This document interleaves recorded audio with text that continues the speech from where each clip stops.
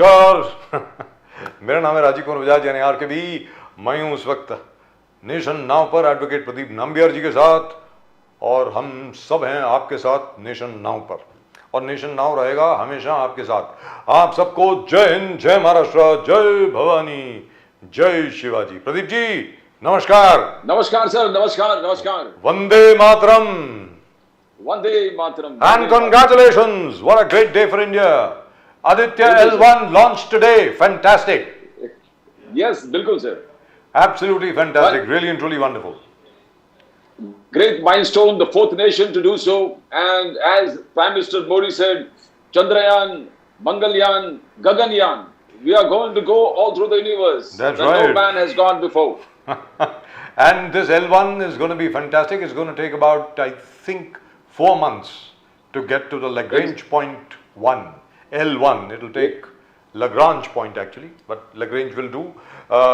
Lagrange point 1 is going to take about 134 days to get there, and it's going to remain over there for years and years and years. It will study the sun and will tell us all about solar storms. It will tell us all about the solar wind. It will tell us all about sunspot activity and so on and so forth. I love it, absolutely love it. Proud to be Indian.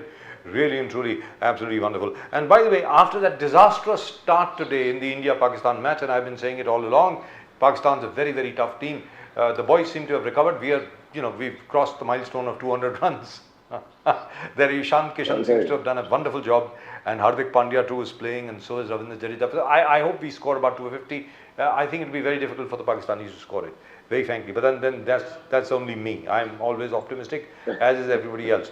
However, I'll tell you what, that of course is the launch of the PSLV, taking the Aditya L1 towards the sun. Absolutely fantastic, really and truly wonderful.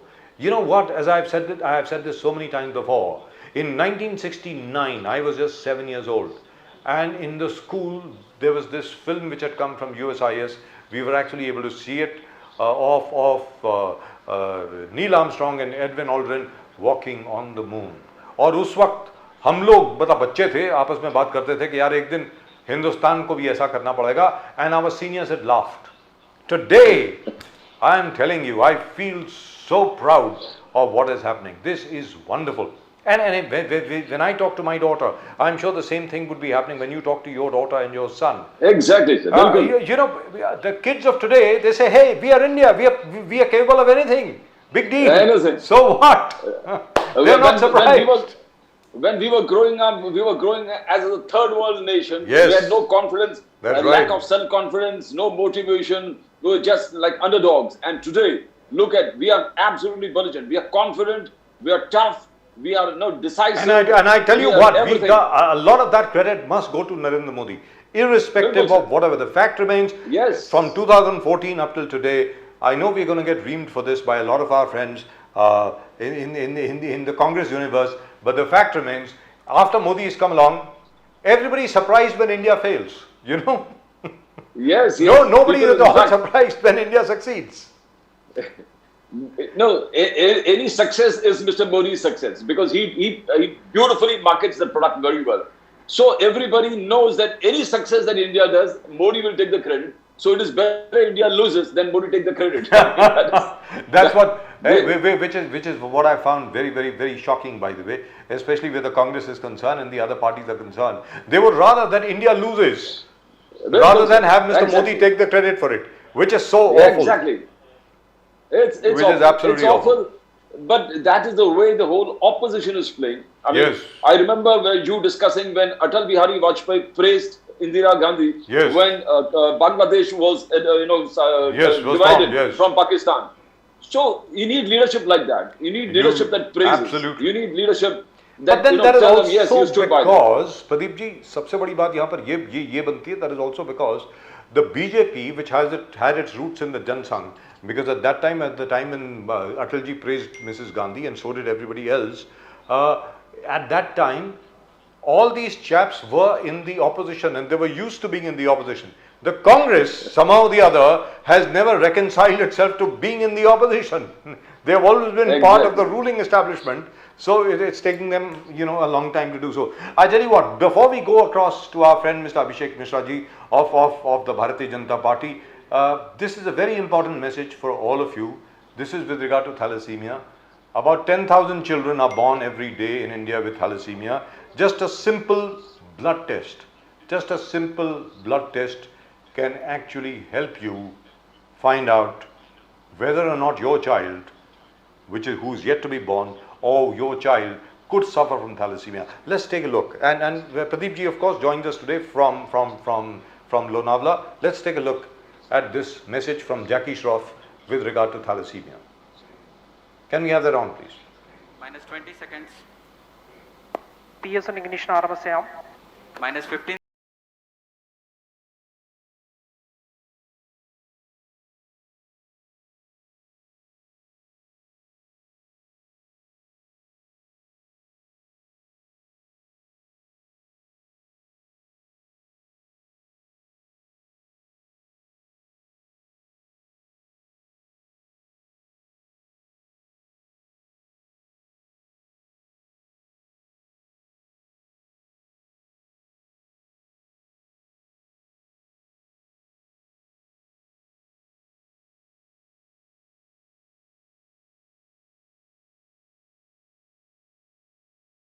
I hope all of you guys read that. Now let's go straight across to Mr. Mr. Abhishek Mishra of the BJP. Abhishek ji, namaskar. नमस्कार sir, आपकी आवाज नहीं आ रही sir, कुछ बोलेंगे sir? मुझे अब आवाज आ रही है? बिल्कुल आ रही है sir. Vande Mataram. Vande Mataram. Vande Mataram and congratulations to the whole of India. What a wonderful achievement. Wow. ये अभी तक क्या है कि चंद्रयान 3 के यूफोरिया से हम लोग निकले नहीं थे और आज आदित्य L1 लॉन्च कर दिया है. मतलब this is brilliant stuff. Your first thoughts, Abhishek Mishra ji, बताएं please. See, the point is very simple, because the leadership of the Prime Minister has given such a impetus that the scientists of this country, the people of this country, they are all feeling motivated, and we all feel that the sky is the limit. That as a nation today, we have the best scientific talent in this country. We have all the resources, and we have the self-confidence also. As well as we have a thrust towards scientific temper. That India, because Prime Minister Modi has given a vision that we have to become a developed country. So to become a developed country, having scientific, all these going to moon and sun, these are very important. Only then we be respected as a developed country, because along with economic development, we have the scientific development, military development, infrastructure development. So this is all part of India becoming a developed country by 2047. And Prime Minister Modi has given us this vision, and the scientists of this country, we should all salute them, that one after the other, they are succeeding with regards to the moon mission, Chandrayaan, as well as the sun mission. So the scientists have to be saluted, the citizens of this country have to be saluted, the taxpayers to be saluted, because it is his money, which is the hard-earned money of the taxpayer, which goes into funding the scientific innovations. And the people of this country, who today are full of pride, who have self-confidence in themselves, people of this country who believe that this century is India's century. That is most important. That this 21st century belongs to India. Absolutely. And Prime Minister is giving the leadership to make India a developed country. And Abhishek Mishra ji, you said the sky is the limit. I think we have gone beyond the skies as far as we are concerned. Gagan, sir, Gagan. No, but the universe in English language, yes. English language, it is confined to the sky. There are no words to We have gone beyond the skies. We are going to deep space. I really feel proud. I'm really telling you, I don't know whether you were listening in when Pradeep ji and I were talking. As a kid, as a 7-year-old kid, I still remember, when are we going to do this? And I remember other seniors, our seniors laughing at us. Arey, India mein kabhi nahi hoga. But look at us today. I mean, I feel so proud. This is such a proud moment. और सबसे बड़ी बात ये है कि India has become super confident. It is not that old India anymore. We don't get pushed around by anybody. I mean, you look at Mr. S. Jaishankar. We've never had a foreign minister like that. I mean, anybody pushes at us, we push right back. Okay, Look at the way he answered all the critics of our oil deal with Russia. It was absolutely fantastic, really and truly wonderful. Now, over here, coming down to the brass tacks, coming down right here, back on earth, we've just had, have we lost Mr. Abhishek Mishra? Why can't I see him? Mr. Abhishek Mishra's connection has just been broken. Now, that is fine. We have seen the Aditya L1, which is absolutely wonderful. Pradeep ji, we've had a 200 rupee subsidy which has been granted by the government. The price Bilkul, sir, of bilkul. the LPG gas cylinder has been reduced by 200 rupees. Now, Yes, yes, I hope something similar gets done with regard to the petrol and diesel prices. I hope that happens. Now, Pradeep ji. the way, yes, BJP is doing everything, sir. उनका report card आप देखोगे, national जो भी उन्होंने कहा कि fifth largest economy see digital transaction revolution, digital money revolution, triple talaq, surgical strike, Balakot strike, Ram Mandir. Now, these are all national things, and Article 370, which nobody ever thought would happen, because the BJP's propaganda and BJP's campaign is that the Congress told everybody that this repeal is impossible. It cannot be done.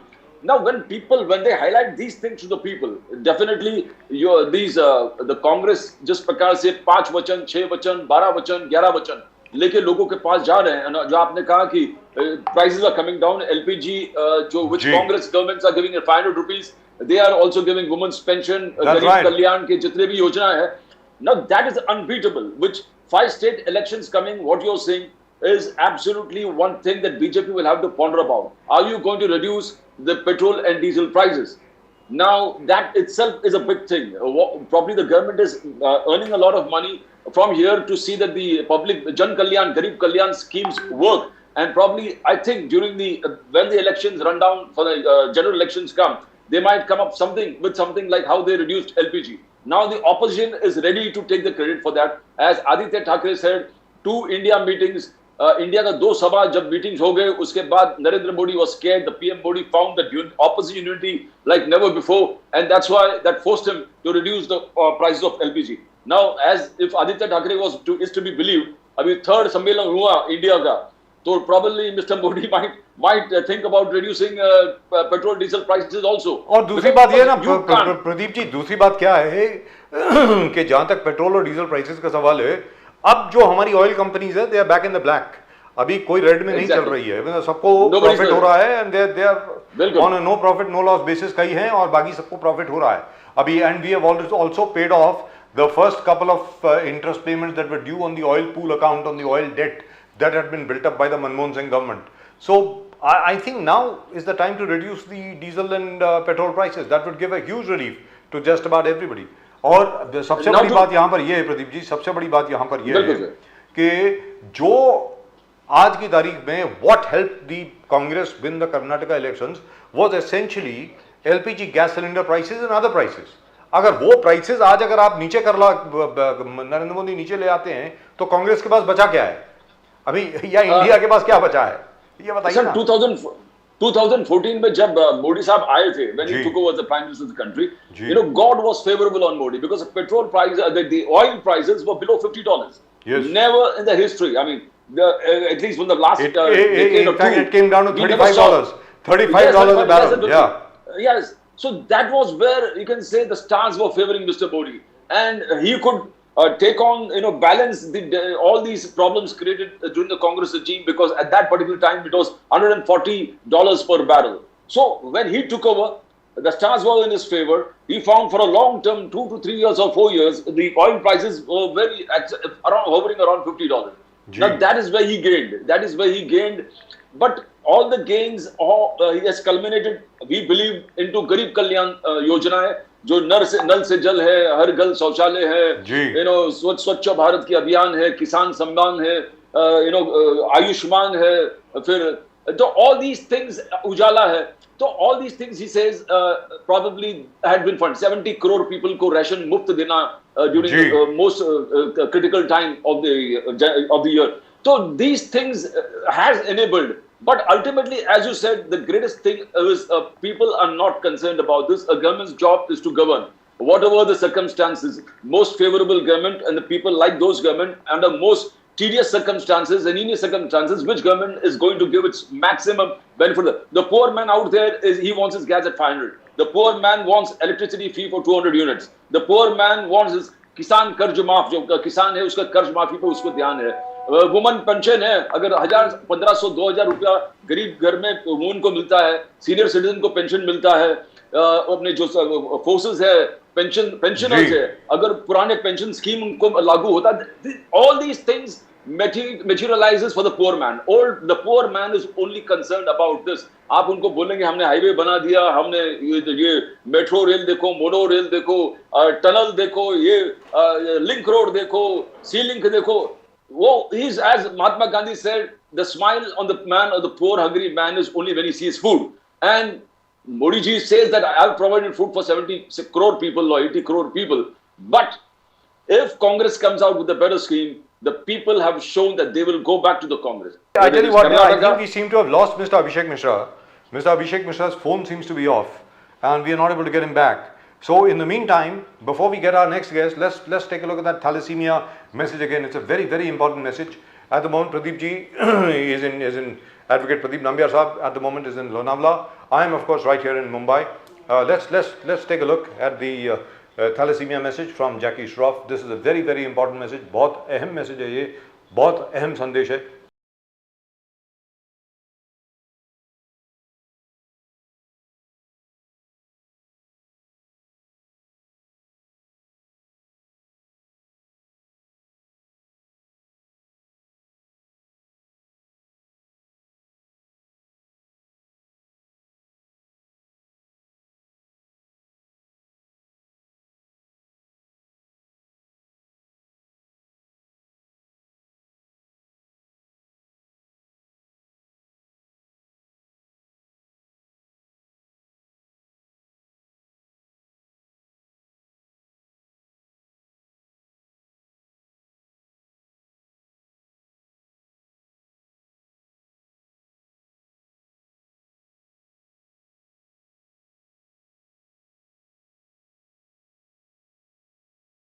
With us, Pradeep ji, in Lonavala. I'm of course over here, and at the moment, but we're getting a very good signal from there. Amazingly, your signal seems to be very, very good. I don't know what happened to Mr. Abhishek Mishra, but he just decided to switch his phone off. Maybe his battery ran off, or maybe he decided he had enough. God knows. Anyway, God bless him. We'll try and get Mr. Rakesh Shetty across of the Congress. But the fact remains, आज की तारीख में ये बात बिल्कुल चुस्त दुरुस्त है कि भारतीय जनता पार्टी की नरेंद्र मोदी के नेतृत्व वाली सरकार को सीधी साधे तौर पर आज की तारीख में पेट्रोल और डीजल की कीमतें कम करनी पड़ेंगी. बाकी चीज़ों की कीमतों पर जिसका एकदम प्रभाव पड़ेगा और वो कीमतें कम होंगी. प्रदीप जी, एक बार कीमतें कम हो जाती हैं, उसके बाद आधी से ज़्यादा जितनी भी आर्ग्यूमेंट्स हैं मोदी जी के खिलाफ, आप ये कहें कि भाई politics of hate, politics of ये वगैरह वगैरह वगैरह, वो that does not have too much of this thing. और अडानी जी के ऊपर जो कुछ ये लोग कर रहे हैं उसका भी कोई खास फर्क नहीं पड़ेगा, लेकिन कीमतों का फर्क पड़ेगा. भले ही भारतीय जनता पार्टी के जितने भी प्रवक्ता हों या आज बोल रहे हों कि हम लोग रेवड़ी नहीं बांटेंगे, we will not give freebies, fact remains you will have to bring the prices down. Pradeep ji. Bilkul, sir. I mean, we have been discussing that what the most important thing is for a poor man is what is he getting in ये सब entire governance में उनको क्या मिल रहा है? What is he getting? Now, for him, free travel for women जो है, that is good for him. Ration जो 70 crore लोगों को मिल रहा है, that is good for him. Where Congress has promised woman pension, every Graha Lakshmi scheme, जैसे कर्नाटका में किया कि every woman will get 2,000 rupees or 1,000, because all the states of theirs have different schemes where Graha Lakshmi is concerned. Somebody is giving 1,500, somebody is giving 1,800, somebody is giving 2,000 rupees. Kisan कर्ज माफ है, किसान is definitely going to have a benefit from there. 200 unit free है, तो poor जो गरीब से गरीब लोग है, they are gaining something. 2,000 unit अगर गरीब किसान को फ्री करते हैं तो now all these things are going to benefit. And after the reduction of the LPG prices, which the Congress says that more, it has to come more. Supriya said more there has to be more fall in the prices. Now, and combined with reduction in petrol and diesel prices, which probably I think the Modi government knows it very, very well, how essential it is. And that is the only thing, a stumbling block between where the kind of a popular sarkar will be, because बाकी सब उन्होंने achieve किया. National interest में जो भी है, BJP's core agenda of national security, nationalism, appeasement of none and development, that they have established itself. But जो poor and downtrodden, जो मोदी साहब I think है poor, because आज भी आप देखो राहुल गांधी ने उस चीज को highlight किया कि the GST and the नोटबंदी has destroyed the small businessmen. The छोटे-छोटे उद्योग थे वो खत्म हो गया. And that is where he's got the pulse. He's got the pulse of the people there, and he's telling the Congress is opening the doors to the small ventures, small businessmen. We are going to see that bank accounts will be, bank loans will be easily accessible to them. And he has told all the state governments controlled by Congress that you have to look into this issue. You have to look. Now look at them. The Congress strategy as on today is not the way they are fighting 2019. 2019, if you see during the run-up to the elections, Congress was not fighting the battle like they are fighting today. Now look at them. Popular, हमारे 5 वचन, 6 वचन, 11 वचन, 20 वचन. So they are giving promises, guarantees. लेकिन प्रदीप जी ये 11 वचन, 6 वचन, 10 वचन, जितने भी 7 वचन, जो कुछ भी बोलते रहे, आखिर में they will have to come up against Modi ji. Fact remains, Modi ji के सामने जब ये लोग आएंगे, क्योंकि देखिए साहब इनके 11 वचन जो हैं या 20 वचन जो हैं, ऑलरेडी फॉर एग्जांपल सबसे बड़ी चीज क्या है इनकी?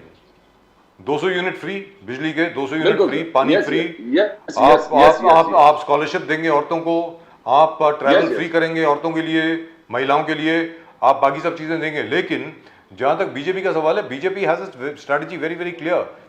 बीजेपी भारतीय जनता पार्टी आज की तारीख में अगर अकल से चले, बड़े आराम से चले, बड़े अकल से चले,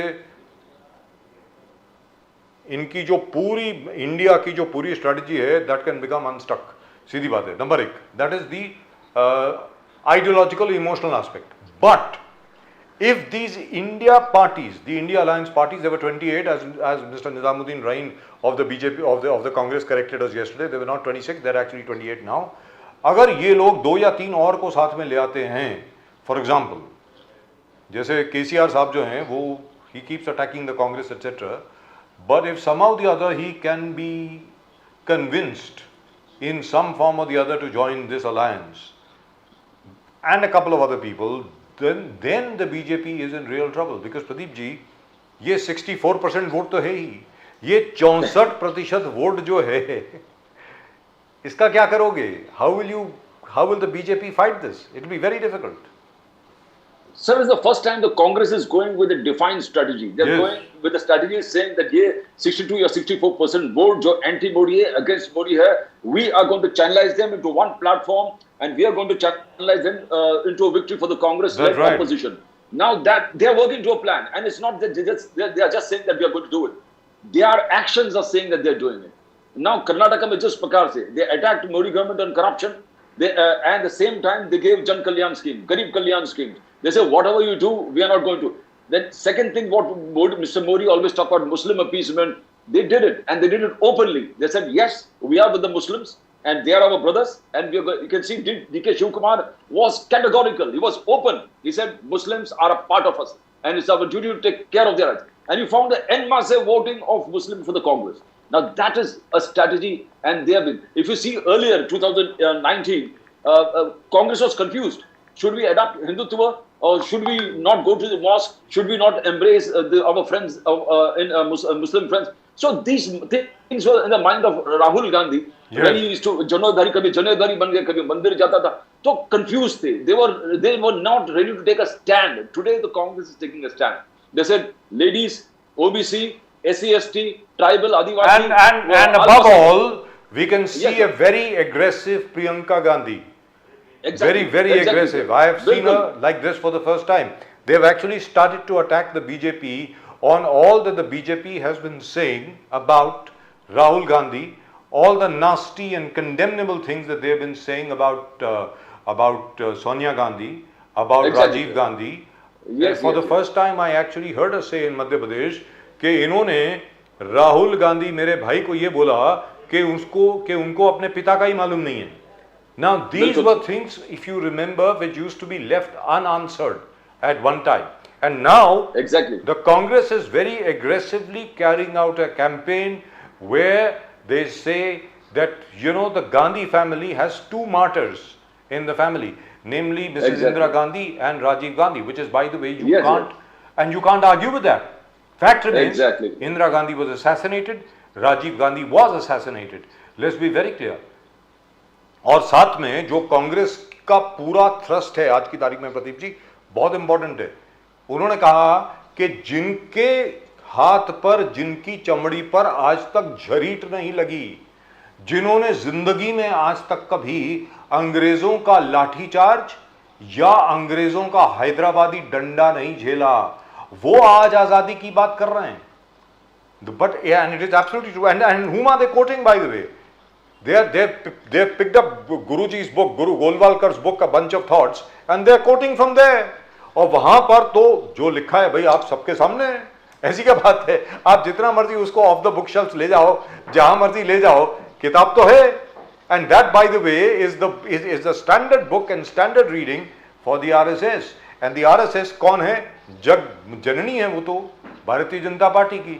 तो भारतीय जनता पार्टी को आज की तारीख में इस किस्म के कैंपेन को रिप्लाई करना, इस किस्म के कैंपेन को जवाब देना जरा मुश्किल हो रहा है. क्योंकि आप देखें साथ में कौन कौन है, सिर्फ कांग्रेस की बात नहीं कर रहे प्रदीप जी, बहुत इंपॉर्टेंट है ये. बिल्कुल बिल्कुल बिल्कुल. Mamata Banerjee, M.K. Stalin from Tamil Nadu, you cannot attack him too much, you attack him too much, you alienate the whole South.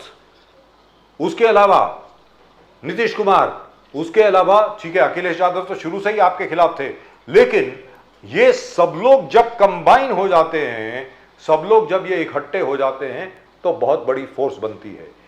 The BJP, सबसे बड़ी लक बीजेपी की ये होगी, और यहां पर मैं मोदी जी की बात नहीं कर रहा हूं, मैं अखिलेश यादव जी की बात कर रहा हूं, ममता बनर्जी की बात कर रहा हूं, उद्धव ठाकरे जी की बात कर रहा हूं. हमारी प्रोडक्शन टीम को सिर्फ मोदी जी ही पसंद है और मोदी जी दिखा रहे हैं. चलिए दिखाने दीजिए, कोई बात नहीं, कुछ तो दिखा रहे हैं. सर आज की तारीख में अगर इनके बीच में फूट डाल देती है बीजेपी, तो फिर then of course the BJP has a very easy way to victory to 2024. Otherwise it's going to be very difficult. Otherwise it's going to be very very difficult. And this is something I would like to ask our viewers. आप लोग बताएं, जो combined opposition है आज की तारीख में, जो कंबाइंड ऑपोजिशन है, क्या उसको हराना मुमकिन है? 64% वोट है उनका. किनका? कांग्रेस का, यानी राहुल गांधी, प्रियंका गांधी, यानी ममता बनर्जी, यानी नीतीश कुमार, तेजस्वी यादव और लालू यादव, और उद्धव ठाकरे, शरद पवार, M.K. स्टालिन, इन सब लोगों की एकता के सामने क्या कोई टिक पाएगा? ये आप लोगों के लिए सवाल है. Please do send in your replies in the comment section. Do send it in. जी प्रदीप जी बताएं. So, you always talk about, what happened in the 2014 elections. Yes. They were talking about 2G. They talked about 2G scam. They talked about corruption. They talked about, Commonwealth Ghotala. They talked about Koila Ghotala. And all these things, in actuality, later on, we found that everything fell off. Nothing stood by. People went to jail. The whole country painted them corrupt. So the entire thing, the Congress realizes that what allegations you do during the election stands with the people, and they tend to believe in that. They have gone with the campaign against Adani. They have gone with the campaign against few industrialists that Mr. Modi seems to be projecting. And Modi ji is, इस चीज को हवा दे रहा है when he is not speaking about them. When nobody in the BJP wants to speak about them, there is no inquiry, and any inquiry instituted, it is in favor of Mr. Adani. Now we find that the SEBI. Congress talks. Now these allegations fly, and it is for the BJP to say that it is unsubstantiated allegations. When they say the person who investigated Adani in SEBI is with NDTV, now people tend to believe it because they are giving you facts. But Pradeep ji, this is really and truly crazy. SEBI chairman, the man who was responsible for giving Mr. Adani a clean chit, is today with the Adani-owned media house. I mean, come on. if it is true, the BJP should come out because there is a cooling period involved. I mean, any official who was in quasi government or semi government and a person who was quasi judicial authority. I mean, this is blatantly. I can only say this is blatantly stupid. More than anything else, this is utterly stupid. Just because the guy gave you a clean chit today, he's with the media house that you've just acquired. What are you doing? Now, it is for the BJP to say this is untrue. It is unsubstantiated. They are not speaking. This is somewhat similar to on Adani. If you remember, this is somewhat similar to. Remember the first Comptroller and Auditor General, the man who had raised questions about the Bofors deal. He was given a BJP ticket from a constituency in Uttar Pradesh. The second Attorney General, the second Comptroller and Auditor General, again a BJP ticket. The man who had, if you remember, had raised questions with regard to the 2G scam. Exactly. And now Mr. Adani makes him watch something or the other in NDTV. The Chief Justice from Northeast, I forgot his name. He was given he's in the Rajya Sabha. He's without a cooling period also. His Honor, His Lordship Gogoi. Yes, Gogoi straight away comes as a Rajya Sabha member. Now these, as long Mr. Now these were allegations that used to be levelled against the Congress. I still remember when Chief Justice Pathak had given that atrocious award with regard to the Union Carbide case of the Bhopal gas tragedy, and he was made the India nominee for the International Court of Justice at The Hague. I still remember the plethora of criticism that was directed at the Congress, that just because he gave this kind of an award over here, you have sent him there. Now, exactly. Look at what you are doing. I still remember Mr. Advani holding a press conference with regard to Chief Justice Pathak's appointment to the International Court at The Hague. I still remember that. Now, what is going on here? Now, as long as it is Mr. Modi-driven BJP, Modi-driven NDA, and Modi is doing fine. Everything that is the Midas touch Modi. He touches anything and that turns into gold. Now, that Midas touch Modi, whatever happens, Modi takes the blame. He says, अगर कुछ भी होता है, गलत होता है, हार होता है, तो मैं जवाबदार हूँ. और अगर सफलता है, तो जब India, the country wins. Now, he's come up with this kind of, leadership qualities he's portraying is absolutely. But how long can people take these things for granted? एक बार हमने कर दिया, ठीक है, आपने डिमोनेटाइजेशन कर दिया, लोग आपको बोले कि नहीं सही है, हम 10-20 घंटा लाइन में खड़े रहने को तैयार है, बट हम मोदी जी के साथ है. फिर अलग अलग चीज लेके आए, अलग अलग, everybody stood by Modi. He said this man has very sincere and absolute passionate attention towards the poor and downtrodden of this country. और विश्वास पैदा कर दिया मोदी साहब ने. और उनके पूरे, if you see his body language, it's always that he wants to do something for the country. But you can't look away these things. Now people, how long are they going to sideline these issues, saying that no, Modi ji is kar raha hai, theek kar raha hai. Somewhere the other. Now, if you see all what is happening, like we talk about what's happening in Maharashtra, people are seeing that elections are not being held. Local bodies ka elections ho raha. Now, for a really. So there are 11 corporation elections which are due in Maharashtra. 11 corporation hai. Yes. Jinka chunav. Yes. So every reasonable man with ordinary prudence will question why this is not happening. Win or lose is a part of electoral process. But आप election ही नहीं होने देंगे, तो how long can you do it? Apart from what happens, इसको तोड़ा, उसको तोड़ा, that's a part of political expediency. You have done it. But how can you, put a stand to the democratic process? And now you say that no, these people have gone to the court. That's why it's not happening. OBC reservation Mamla is pending in court. That's why it's not happening. ये बहाने हैं. You can always move the court and say the elections are the most important thing. It has to continue. But these things will fall in place. यहाँ पर ये चर्चा हमारे और आपके बीच में न जाने कितनी मर्तबा हो चुकी है. सुप्रीम कोर्ट ने कभी भी स्टे नहीं दिया है. सुप्रीम कोर्ट ने कभी ये नहीं कहा है कि चुनाव नहीं कर सकते. कोई ऑर्डर नहीं आया है. Yes. आपको जो लिस्ट है आपकी, आपने जो डिलिमिटेशन करी है कॉन्स्टिट्यूएंसीज की, वो जो नई लिस्ट जो है उसके आधार पर आप चुनाव करिए. अगर कोर्ट स्टे देता है तो अलग बात है.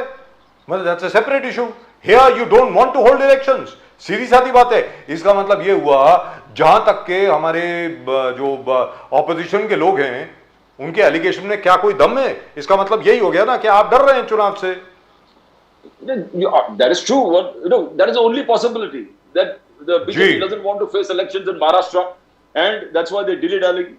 The elections nahi ho raha, everything is getting delayed, and the most important thing is that we believe in Modi. Modi ji bolte hain ki loktantrik process. Modi ji jab tak rahenge, ये लोकतांत्रिक. I am not a dictator.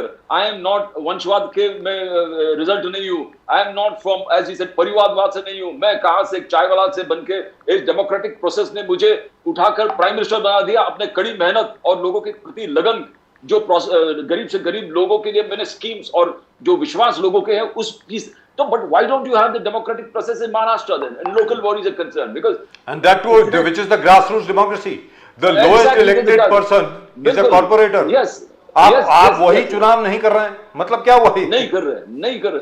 तो no, we can understand, but the great things that he has done, article 370 हो, nationalist cause, जो देश को lead करने वाली बात है सर, वो अप्रिशिएट करना चाहिए, सारी दुनिया अप्रिशिएट करती है. Integration of Kashmir into India, when every party said that is impossible, it can't happen, and they were quoting the constitution to say that it cannot be constitutionally done. The constitution cannot empower this particular act, aberration. So Modi did it. Ram Mandir, it is true that 70% of the people or 80% living are from belonging to a majority religion. Now they are God. उनके जो God है, उनके God का जो birth place है, वहाँ मंदिर independence से अब तक, यानी I think we seem to be having a problem with all our guests today. We lost Mr. Abhishek Mishra and we are not able to get Mr. Rakesh Shetty either. So I don't know what's happening really. Whether or not we'll continue with the show or not, I'm not sure. So we can wait for another 5 or 10 minutes. In the meantime, we could have that thalassemia message again. Can we have that on again, please? I really would like to put that out again because it's a very, very important message put out by Mr. Jackie Shroff. अपना blood जरूर test करा दें to help your children. जैसे आप अपने बच्चे की horoscope cast करवाते हैं जैसे वो पैदा होता है, साथ में ब्लड टेस्ट भी करवाएं to check for thalassemia. Let's take a look please.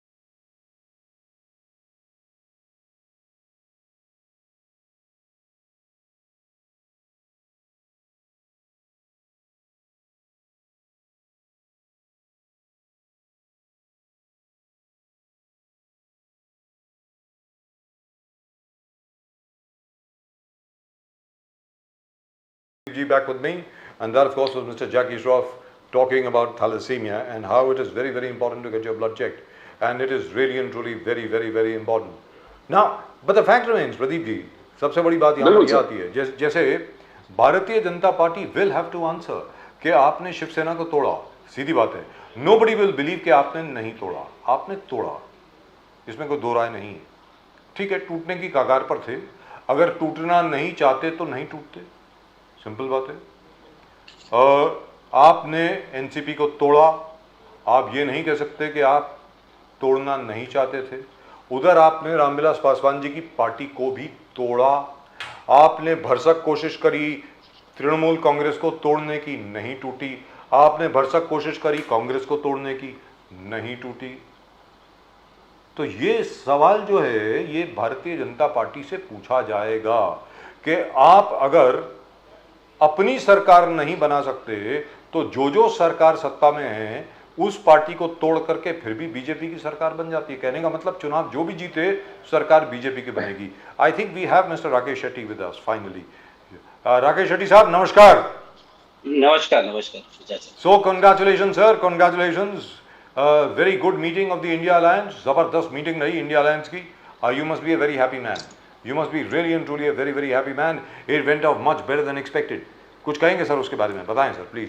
बिल्कुल, कल जैसे आपने देखा कि तीसरी बैठक थी और इंडिया अलायंस जो है उन्होंने बहुत ही महत्वपूर्ण मुद्दे पे बात की और एक नया नारा आज हमारे बीच में आया है, जुड़ेगा भारत जीतेगा इंडिया। जी इस नारे में भारत भी है और इंडिया भी है। जी। और ये मैसेज जो लोग इस देश में डिवाइड एंड रूल की विचारधारा चला रहे, ऐसे लोगों को मुंह तोड़ जवाब देने का काम ये इंडिया अलायंस करेगी।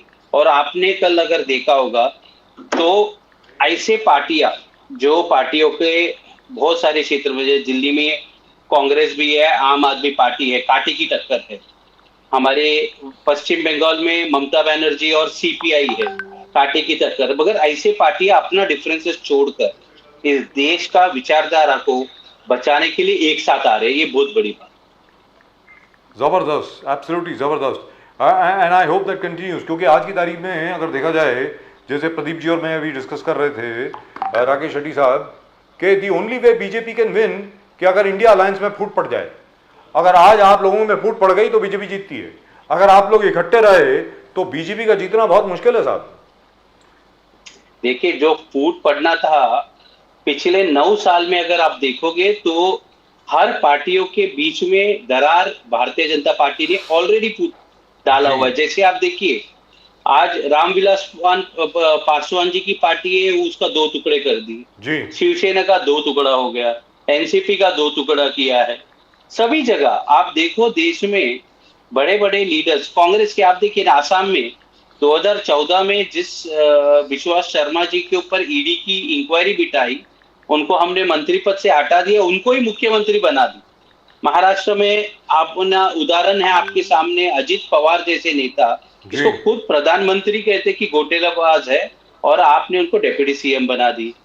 ये नारायण राणे जी कांग्रेस में थे, उनको 2014 में नोटिस आता है, आज हम देखते हैं 2019 में वो केंद्रीय मंत्री बनाया जाता। तो ऐसा है कि जो लोग कांग्रेस हो या कोई अन्य पार्टी में, जब तक वो अलग पार्टी में है तो वो भ्रष्टाचारी है, मगर हमारे पार्टी में आएंगे तो वो साफ सुथरे साफ है। उसी तरह परिवारवाद भी, उनके भारतीय जनता पार्टी में उदाहरण देखोगे तो एक लंबी चौड़ी लिस्ट है। राजनाथ सिंह, पंकज सिंह देख लीजिए, दुष्यंत सिंह देखिए, उनकी माँ वसुल राजे वहां पे मुख्यमंत्री थे, अमित शाह का लड़का बीसीसीआई में सेक्रेटरी है। मतलब परिवारवाद इसी को तो कहते हैं ना। परसों एक न्यूज चैनल के डिबेट पे हमारे उत्तर प्रदेश के केशव प्रसाद मौर्य जी डिबेट पे आ गए अचानक से, और उन्होंने ये कहा कि पुष्टिकरण की राजनीति बंद होनी चाहिए। मैं तभी तुरंत जवाब उनको दिया, मैं बोला पुष्टिकरण मतलब एपीसमेंट ना, वही एपीसमेंट है कि आप चुनाव हारने के बाद भी आपको डिप्टी सीएम बना जाता है, बिकॉज आपका कास्ट का वोट है, क्योंकि आपके कास्ट का वोट भारतीय जनता पार्टी को जरूरी है, इसलिए आपको डिप्टी सीएम बना जाता है आमदार हारने के बाद। इसी को बोलते हैं एपीसमेंट। मतलब जो व्यक्ति भ्रष्टाचार का विरोध कर रहा है वो खुद भ्रष्टाचारी, जो एपीसमेंट का विरोध कर रहा है वो उसी कोटे में आया हुआ है। मतलब आज पूरा देश देख रहा है कि जो लोग भ्रष्टाचार के खिलाफ बात कर रहे हैं, आज उनके ऊपर ही आरोप लग रहे, और आरोप लगने के बाद आप उसके ऊपर नोटिस दे रहे। नोटिस लेने के बाद जैसा बीजेपी में आता है, ईडी, सीबीआई, इनकम टैक्स, सब। लेकिन इसका जवाब क्या बीजेपी दे पाएगी सर? मैं आपसे ये पूछना चाहता हूं, उसके बाद प्रदीप जी पूछेंगे आपसे सवाल। राकेश शेट्टी साहब के बार बार आपने जैसे कहा, देखिए साहब, एनसीपी भारतीय जनता पार्टी ने तोड़ी, कांग्रेस को भी, जैसे हेमंत बिस्वा शर्मा साहब कांग्रेस में हुआ करते थे, आज की तारीख में भारतीय जनता पार्टी के मुख्यमंत्री हैं। उसके अलावा टीएमसी को भी तोड़ने की कोशिश की गई, वहां पर वो सक्सेसफुल नहीं हुए। लालू जी की पार्टी को भी तोड़ने की कोशिश की गई, ऑलमोस्ट तोड़ दी गई। रामविलास पासवान जी की पार्टी को तोड़ दिया गया, और तो और छोड़िए, बाला साहब ठाकरे की शिवसेना को तोड़ दिया, उनका चुनाव चिन्ह भी ले लिया और नाम भी ले लिया। अब ये इसका जवाब दे पाएंगे क्या? मैं आपसे पूछ रहा हूं। देखिए बजट साहब, क्या है कि जवाब हम पॉलिटिकल लीडर्स और पार्टी नहीं, देश की जनता देख रही है पूरा तमाशा जी, और वो भी देख रही है कि किस तरह न्यूज चैनल्स पब्लिक को बगलाने का कोशिश कर रहे हैं, उनका डाइवर्जन करने का कोशिश कर रहे हैं। आप जैसे बहुत कम चैनल है जो साफ सुथरा बात करता है, साफ सुथरा पत्रकारिता करता है, इसलिए आपके चैनल में आने को मुझे बहुत खुशी होती है, क्योंकि आप और प्रदीप जी जिस तरह शो कंडक्ट करते हैं ना, आप लोग न्यूट्रल है। मैं कुछ आपको बताता हूँ, नेशनल बड़े चैनल्स में जाता हूँ, समझना मुश्किल हो जाता है कि बीजेपी का प्रवक्ता कौन है और एंकर कौन है। राकेश शेट्टी साहब, आज राहुल गांधी ने बहुत इंपॉर्टेंट एक चीज कहा। राहुल गांधी ने यह कहा कि जीएसटी और नोटबंदी ने छोटे छोटे उद्योग जो व्यापारी है उनको खत्म कर दिया है। राहुल गांधी ने कहा कि मोदी सरकार is not bothered about the small, जो छोटे छोटे व्यापारी है उनके बिल्कुल उनको फिक्र नहीं है। मोदी जी ने कहा कि जीएसटी और राहुल जी ने कहा जीएसटी नोटबंदी has destroyed them. Rahul Gandhi ने कहा कि वी विल, जहां कांग्रेस रूल स्टेट है, राहुल गांधी जी ने सब चीफ मिनिस्टर्स को क्लियर कट इंस्ट्रक्शन दिया है कि ये जो छोटे व्यापारी हुए इनको बैंक के आप दरवाजे खुले रखो, उनके लोन दिया करो, उनका ग्रोथ में आपको सपोर्ट करना पड़ेगा। Now this is a big statement. और आगे जाके वो बोला कि हम छोटे व्यापारियों के साथ है, मगर मोदी जी जो है बड़े बड़े उद्योगपति को लेके घूम रहे हैं, उनको छोटे व्यापारी से कुछ लेना देना नहीं है। Can you just elaborate on that Rakesh Shetty sahab? This is a very very serious matter. देखिए प्रदीप जी, आपने बहुत अच्छा प्रश्न पूछा, मगर आप जानते हैं कि डॉक्टर के पास कभी कोई मरीज जाता है तो सबसे पहला काम वो क्या करता है? वो उसको डायग्नोज करता है, और उसके बाद डायग्नोज होने के बाद बीमारी का पता करने के बाद वो उसका दवाई देता है। राहुल जी ने भी वही किया है। बजाज साहब जैसे पिछली बार बता रहे थे ना कि राहुल जी 3,500 किलोमीटर जो 5 महीने में कवर किए, उन्होंने बहुत ही सामान्य लोगों से मिले, फेरी वालों से मिले, छोटे बिजनेसमैन से मिले, और इसका फायदा ये हो रहा है और अभी भी वो जारी है। जैसे हम देखा रहेगा कि दिल्ली में एक मंडी में गए, ट्रक ड्राइवरों के साथ बैठे, कभी कोई बाइक मैकेनिक को मिले, जब वो इन लोगों से मिल रहे हैं, इनसे इंटरेक्शन कर रहे हैं, उनको पता चल रहा है कि स्मॉल बिजनेसमैन जो है, जो छोटे व्यापारी है, उनको दिक्कत कहाँ पे आ रही है। और जैसा उनको ये समझ में आ रहा है, उनका आप देखिए, कल उन्होंने पहली बार इतिहास में दादर में तिलक भवन है, वहां पे पहली बार विजिट किया और वहां पे उन्होंने भाषण दिया, जब भी इन्होंने ये स्टेटमेंट दिया। और ये स्टेटमेंट बहुत सही है ना, कि जब तक वो पहले, जब आप ये व्यापारियों का दुख दर्द नहीं समझोगे तब तक उनका इलाज नहीं कर सकते।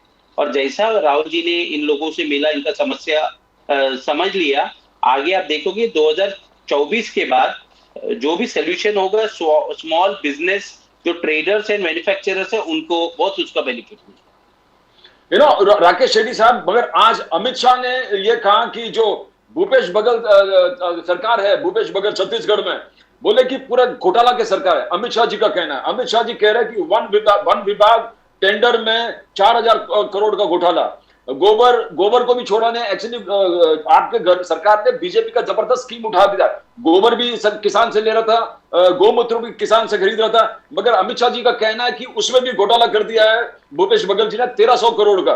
फिर शराबबंदी था, उस चीज में शराबबंदी के चक्कर में 2,200 करोड़ के आसपास घोटाला। 36 वचन यहां पर सरकार ने दिए थे छत्तीसगढ़ में, जैसे कर्नाटक में 5 वचन, 11 वचन मध्य प्रदेश में। बोला 36 में से एक भी वचन अमित शाह जी का कहना है कि पूरा कंप्लीट नहीं किया। तो how do you see that sir? Because Chhattisgarh में I think you have to do a lot, you are doing a great job there, you are doing a great job. गरीब कल्याण बहुत स्कीम चालू किया आपने वहां पर। देखिए आपके जो व्यूअर्स है उनको मैं बता देना चाहता हूं कि अमित शाह बहुत ही पावरफुल व्यक्ति है, और अगर 1 रुपया भी अगर इधर उधर हुआ होगा ना, अमित शाह होम मिनिस्टर है, फोन टैपिंग करते हैं, हर चीज के ऊपर ईडी और सीबीआई का नजर है। एक भी चीज गलत हुआ होता तो अभी तक मुख्यमंत्री के ऊपर एफआईआर भी दर्ज हुआ होता, मुख्यमंत्री को जेल भेजने का काम किया होता। आपने देखा होगा महाराष्ट्र में जिन लोगों के ऊपर कुछ भी आरोप नहीं था, ऐसे लोगों को उन्होंने जेल भेजने का काम किया। अगर आपको लगता है छत्तीसगढ़ में अगर ऐसा कोई घोटाला हुआ होगा और सीबीआई और ईडी चुपचाप बैठा होगा, सबसे पहले दाड़ करती, सबसे पहले उनका फोन टैप कर देती और उस सबको एक्सपोज किया होता। Sir how do you know phone tap नहीं हो रहा? सर आपको कैसे मालूम फोन टैप नहीं हो रहा है? मैं तो बता रहा हूँ बिल्कुल सर। वो जो मैं आपको बता दूं, वो जो पेगासस सॉफ्टवेयर है ना, जो इजराइल से खरीदा है पेगासस सॉफ्टवेयर, जब आपका फोन ऑफ भी होता है ना, when your phone is switched off, अगर आपका फोन कहीं आपके आसपास पड़ा है, आपकी कॉन्वर्जेशन तब भी रिकॉर्ड हो रही होती है, in case you want to know. Correct. मैं आपको बताता हूं, अभी भी यूट्यूब में अवेलेबल है। अमित शाह और गुजरात के डीजी, जब अमित शाह स्टेट के होम मिनिस्टर थे, तब हर 15 मिनट में फोन कर कर डीजी से पूछते थे एक लड़की का इंफॉर्मेशन। और कोबरा पोस्ट करके एक चैनल था जिन्होंने इनको पूरा एक्सपोज किया। आज भी यूट्यूब में अगर आपके दर्शक देखना चाहेंगे तो देख सकते हैं, अमित शाह खुद डीजी से पूछ रहे हैं कि वो लड़की कहाँ गई, क्या कर रही है, किसको मिल रही है। इसको स्नूप गेट का नाम दिया गया।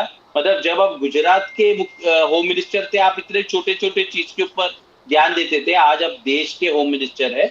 100% सभी मुख्यमंत्री हो, जजेस हो, मंत्री हो, अपोजिशन लीडर्स के फोन टैप 101% हो। लेकिन उसके ऊपर आगे जाकर के पेगासस के ऊपर बहुत बड़ा शोर मचा था 5-6 साल पहले। उसके बाद कांग्रेस उस पर ठंडी पड़ गई है, नंबर 1। नंबर 2, मुझे लगता है अब जाकर के, जैसे प्रदीप जी बोल रहे थे, अब जाकर के जो कांग्रेस की स्ट्रेटजी है, जो रणनीति है, वो बिल्कुल फर्स्ट क्लास है। आपने जो लोगों के इशू हैं वो पकड़े हैं जबरदस्त तरीके से। मतलब जॉब्स को लेकर के, पढ़ाई को लेकर के, क्वालिफिकेशंस को लेकर के, कीमतों को लेकर के। मतलब अब जाकर के ऐसे लग रहा है कि आप जो हैं बहुत अच्छे तरीके से काम कर रहे हैं। I think your experience in Himachal Pradesh and Karnataka and Mr. Rahul Gandhi's Padyatra, that Bharat Jodo Yatra seems to have really helped. So Bharat Jodo Yatra part 2 is now starting next month, sir. आज 2 सितंबर है, 2 अक्टूबर के आसपास शायद बहुत जल्द वो शुरू होने वाला है। मगर उससे भी इंटरेस्टिंग चीज आपको मैं बताता हूँ। बोलिए ना सर। कि हम लोग परफॉर्म अच्छा कर रहे हैं कि नहीं कर रहे, इसका तो मोर पब्लिक वोटिंग के जरिए करेंगे। आप देखिए आज महाराष्ट्र में इतने कॉर्पोरेशंस है, मुंबई कॉर्पोरेशन हो, नवी मुंबई हो, पूना हो, 4-4 साल से इलेक्शन नहीं लिया जा रहा जी। ये पहले तो ये कहा गया कि कोविड है इसलिए नहीं लिए गए। आज क्या कारण है? ये लोग डर चुके हैं, क्योंकि आपने देखा होगा कि जो रिजल्ट पूना के पब्लिक ने जो दिया ना एमएलए इलेक्शन में, और बहुत बुरी हार, भारतीय जनता पार्टी का वो गढ़ माना जाता था, वहां पे उनको हराया गया। उसके बाद इनका हिम्मत नहीं हो रहा है कि कहीं पे भी महाराष्ट्र में चुनाव लिया जाए। अगर चुनाव ले लोगे कॉर्पोरेशंस के, क्योंकि वो तो अभी भी ले सकते हैं आप, क्योंकि सभी चुनाव जो है 3-4 साल से ड्यू है, कोई इसके बात नहीं करे। अगर चुनाव लिया जाए तो लोगों का टेम्परामेंट और लोगों का ओपिनियन हमें मालूम पड़ेगा। और भारतीय जनता पार्टी तो बहुत बड़ी पार्टी है, उन्होंने तो बार बार सर्वे किया है कि ये हर चुनाव इनके खिलाफ जाएगा। इसलिए बहुत जल्द आप देखिए लोकसभा में भी नया सेशन का इन्होंने अनाउंस किया है। और जैसे कि बात किया जा रहा है आज सभी मीडिया हाउसेस में कि 1 नेशन 1 इलेक्शन की ये लोग बात कर रहे हैं आज। लेकिन क्या वो will that actually be discussed in this parliament session? I doubt it. Will they actually do that? नहीं, इन्होंने ऑलरेडी एक कमिटी फॉर्म किया है जो इसके ऊपर स्टडी किया है। राम कोविंद जी जो देश के पूर्व प्रेसिडेंट है उनको अध्यक्ष बनाया है। और इस पॉसिबिलिटी, क्योंकि ये देखो आज ये 5 स्टेटों में चुनाव होने वाली है, और ये 5 में से 4 भी हम जीत गए या 3 भी हम जीत गए, कांग्रेस पार्टी जीत गई, तो भारतीय जनता पार्टी का देश भर में मोरल डाउन हो जाएगा। इसलिए वो लोग सर ऐसा है, ये जो 5 स्टेट है ना, इन 5 स्टेट्स में से बीजेपी को जीतने वाली नहीं है, भले आप 4 जीते या 3 जीते क्योंकि तेलंगाना में भी केसीआर साहब और आपके बीच में लड़ाई है, या आप जीतोगे या केसीआर साहब जीतेंगे, दोनों में से एक। इसलिए बहुत ही कम में बोला कि मैं 5 में से 3 हम जीतने, जैसे राजस्थान है, छत्तीसगढ़ है, ये हम लोग जीत जाएंगे, ये हमें पूरा विश्वास है। मध्य प्रदेश हम जीते हुए थे, मगर आप जानते कि ज्योतिरादित्य सिंधिया जी अपने कुछ 22 एमएलए को लेके गए, इसलिए वहां पे भारतीय जनता पार्टी का जबरदस्ती की सरकार बनी। तो ये 3 स्टेट में we are very confident. Right. Rakesh Reddy साहब, वन थिंग, आज के तारीख में जिस प्रकार से कांग्रेस के एक टीम वर्क है, एक जबरदस्त कैंपेन की तरफ आप लोग बढ़ रहे हैं, ये 2019 में हमने देखा नहीं है। 2023-24 में आप जो इश्यूज उठा रहे हैं, आज राहुल गांधी ने फिर आदिवासी के इशू उठाए, बोले कि आदिवासियों के लिए पैसा कानून कांग्रेस ने बनाया था, आदिवासी हिंदुस्तान का असली मालिक है, बीजेपी आदिवासी के खिलाफ है और बीजेपी आदिवासी को वनवासी मानते हैं। तो ये लगातार देखो, बार बार मल्लिकार्जुन खड़गे, राहुल गांधी ये स्ट्रेस कर रहा है कि BJP is been working against महिला, ओबीसी, दलित, SC/ST, अल्पसंख्यक, और धीरे धीरे आप लोग उस चीज को डायरेक्टली हिट करते जा रहे हो, बिकॉज ओबीसी और ये सब मिला के 70 to 80% of the voting electoral population है। एक जबरदस्त, क्या आप ये कैंपेन के बारे में आपको उजागर करेंगे हम? जो दलित, जो आदिवासी है, जो राहुल गांधी ने बोला है कि बी Congress is totally with the adivasis, BJP against them. आदिवासी का जो इशू है बहुत बड़ा इशू है, क्योंकि भारतीय जनता पार्टी ने आदिवासी का जो टाइटल है उसको निकाल के वनवासी किया। आपने बहुत सही बात बोला। यस। और आपको एक बड़ा न्यूज देता हूँ कि धीरे धीरे आदिवासी को अपने जो फॉरेस्ट उनका घर है, जैसे हम लोग फॉरेस्ट में जाते, जो नॉर्मल लोग हैं फॉरेस्ट में जाते तो यू आर इंक्लूडिंग, मगर आप आदिवासी को फॉरेस्ट से हटा नहीं सकते। मगर इनको अभी वनवासी बोला जा रहा है और इनको भी धीरे धीरे फॉरेस्ट से बाहर करने का कोशिश कर रही है। आप ये जानते नहीं, ये बहुत बड़ा षड्यंत्र है। बहुत सारे स्टेट्स में फॉरेस्ट के अंदर माइनिंग करना चाहती है, जिसको ये हमेशा शुरू हो गई है सर।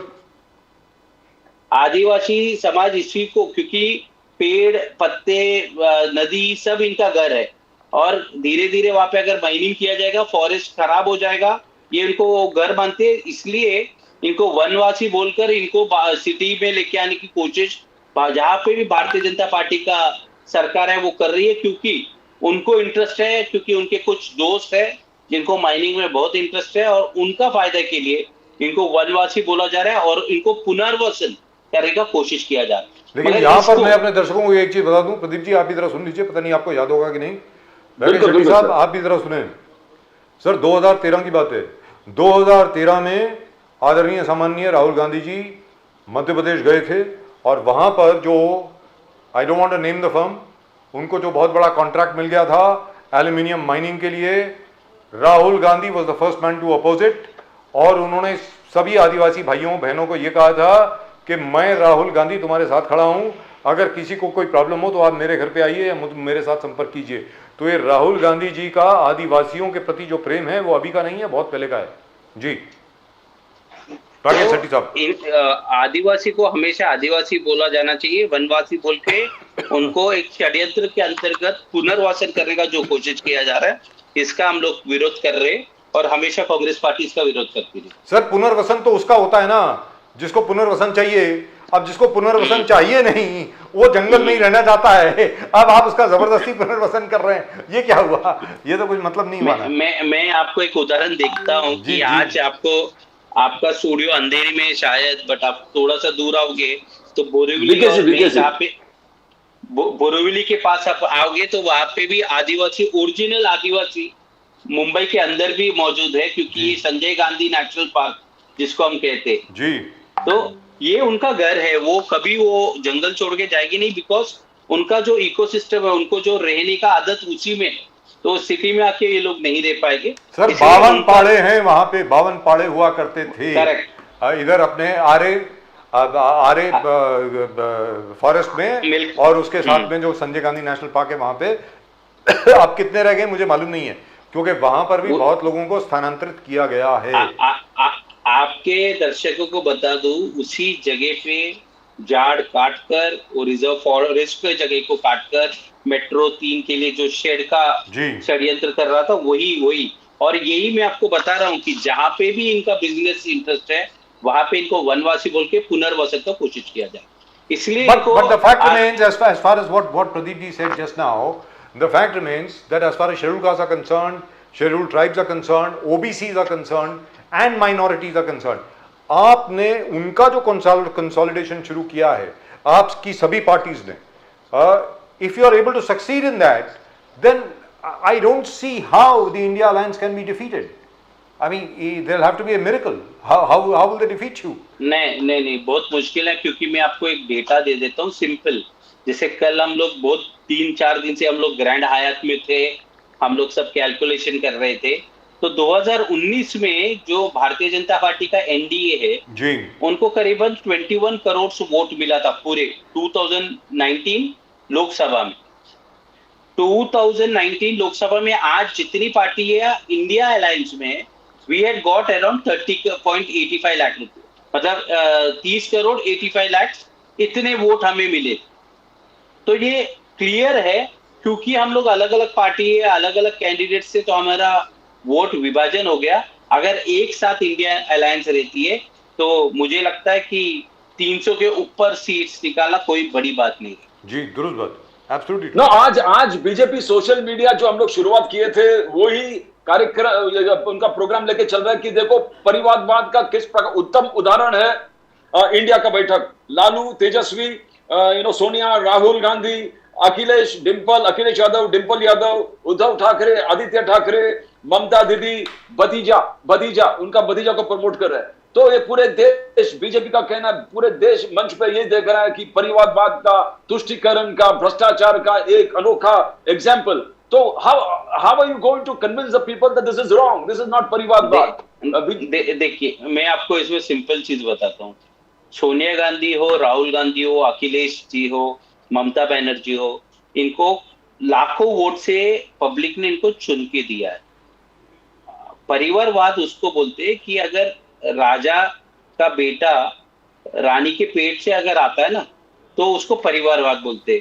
यहाँ पे रानी के पेट से नहीं आ रहा है, मत पेटी से आ रहा है।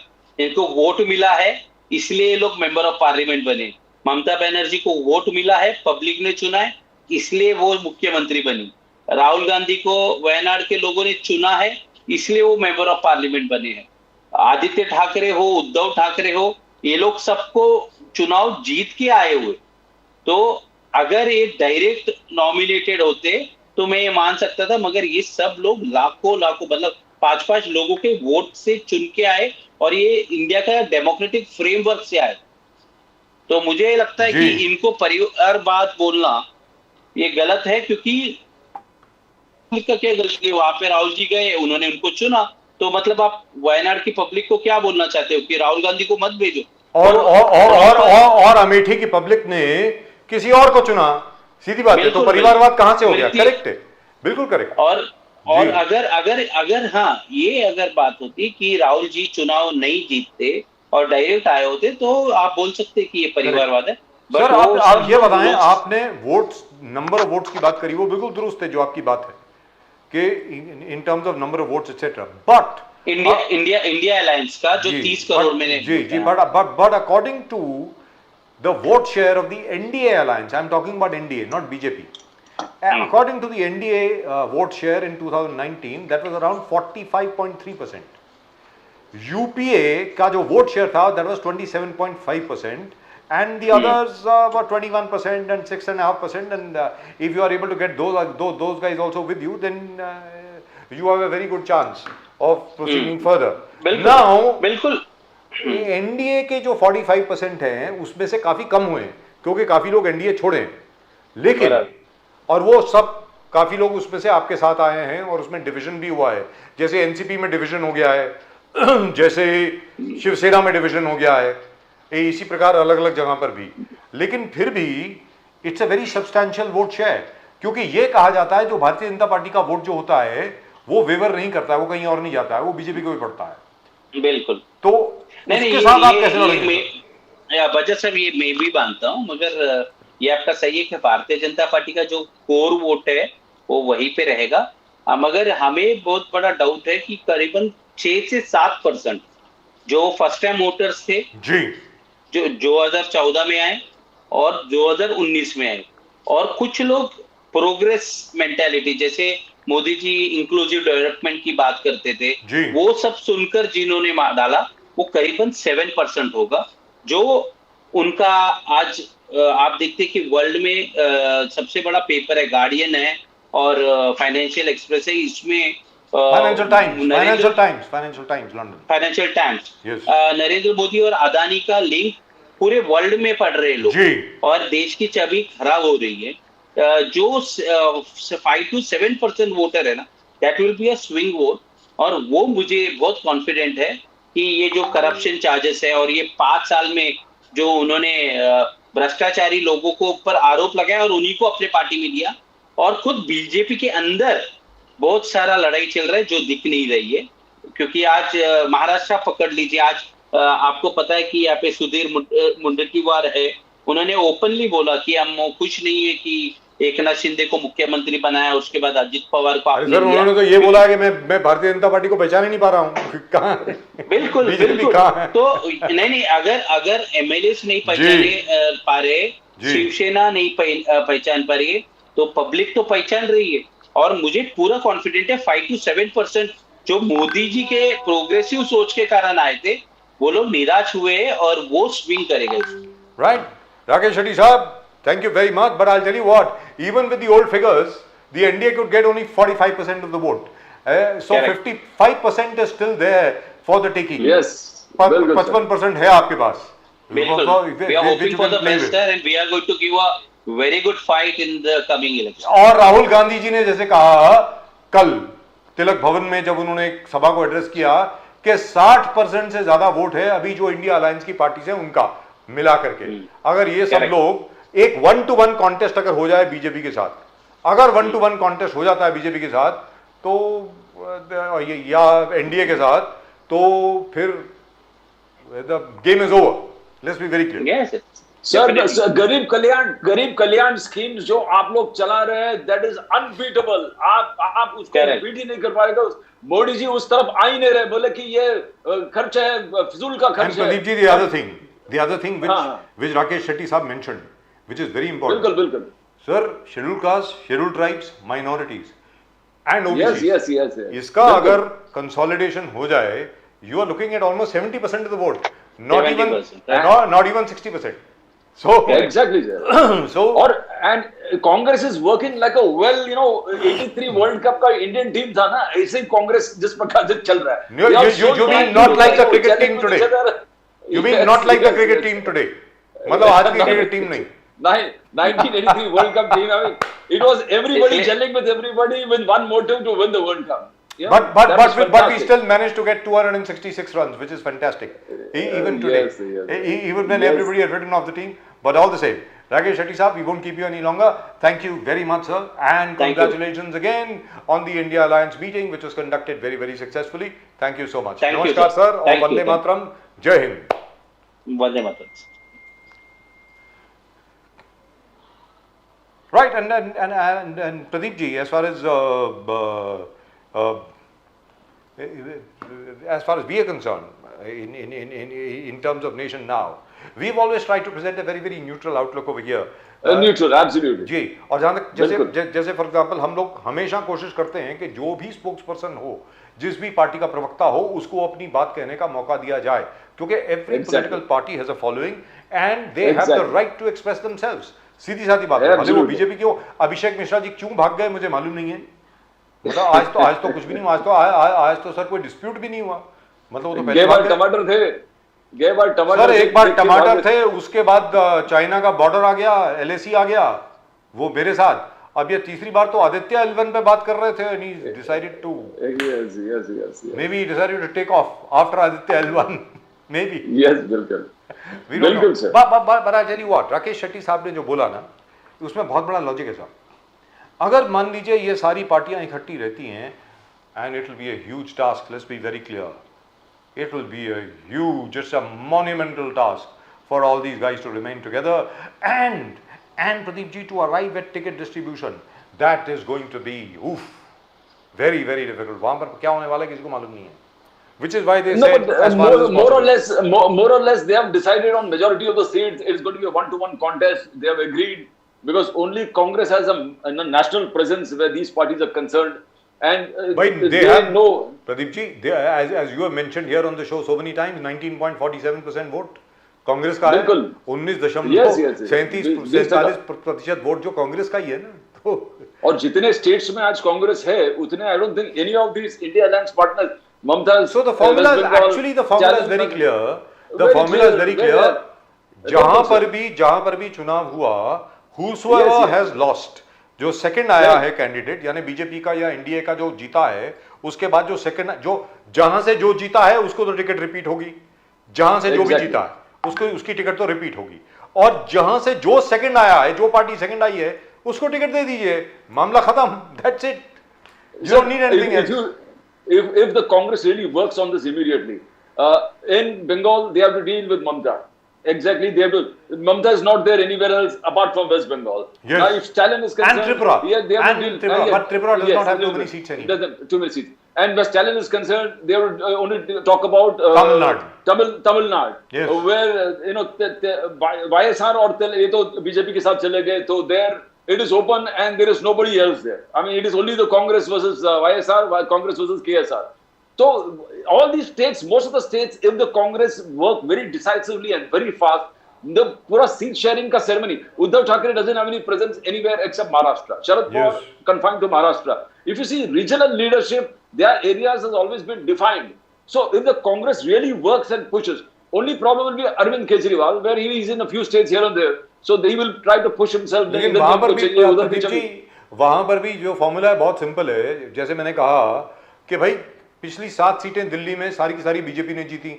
जो जिस भी पार्टी का जो भी कैंडिडेट सेकंड आया है, they will fight from there. Simple बात है. That's a simple logic. That's what I'm saying. So majority, I think the problems are really over if they sit one to one on the table, because none of them has a national presence except the Congress. If they are national party, but hardly any presence anywhere else. And where the BJP has made a mistake is they have taken on too many people at the same time.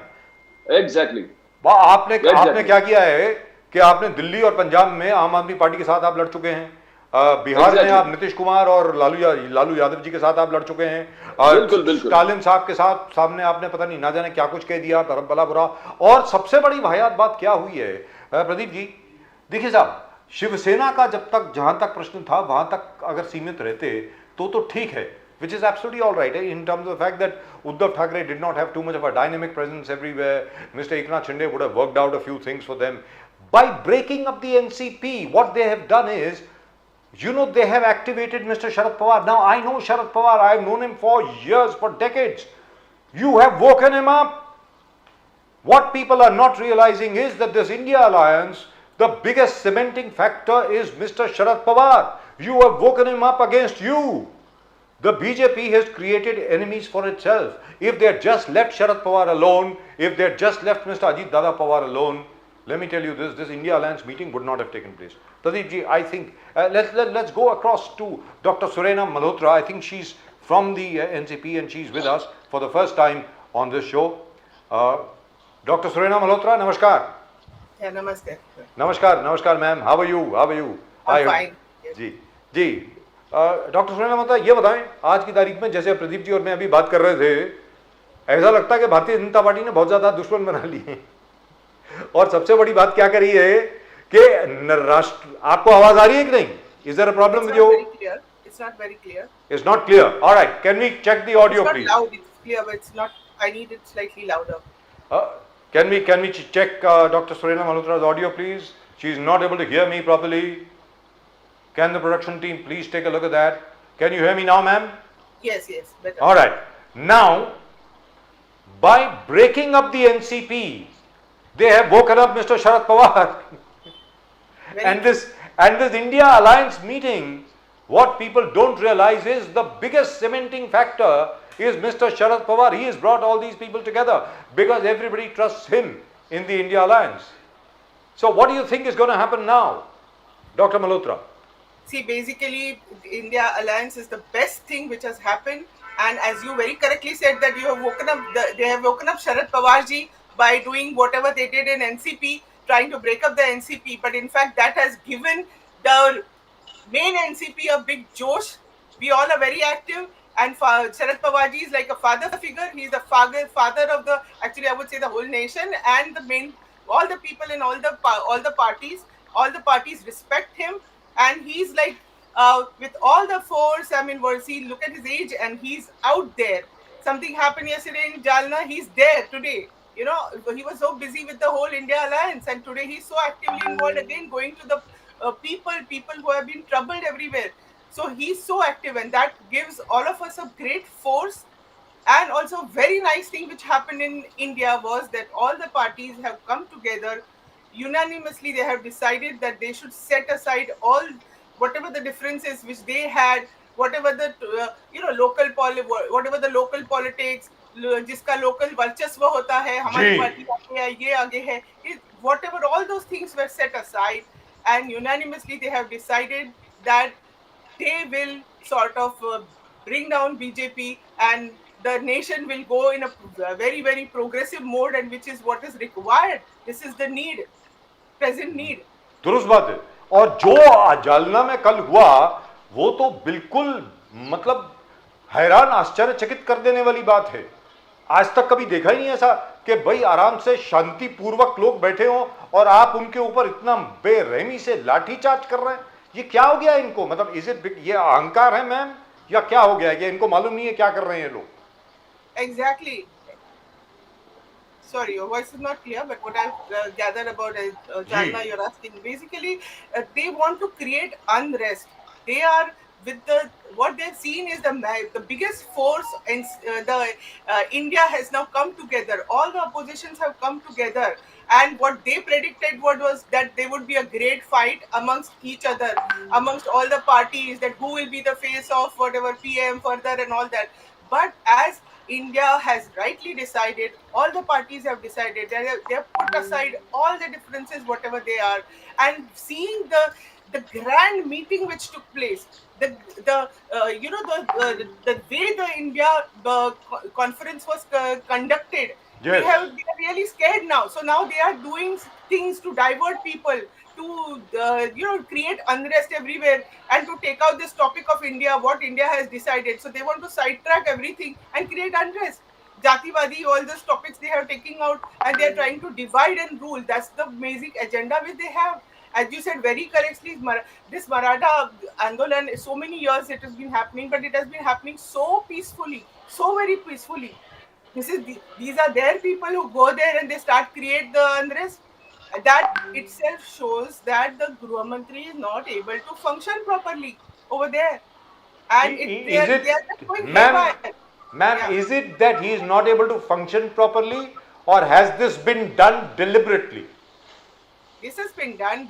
This has been done very deliberately. This has been done deliberately. Now they will put the blame on them, and it has been really thought about and done deliberately. As you correctly said, this India thing happened, and again immediately this was created. Something like Pulwama, when everything is going nicely, when everything is people have started realizing what, so they sort of try to divert the people's attention. I hope nothing untoward also happens during now, as elections would come near. So Yes. everybody is scared of that. Yes. What are the divergent tactics everywhere? Yes.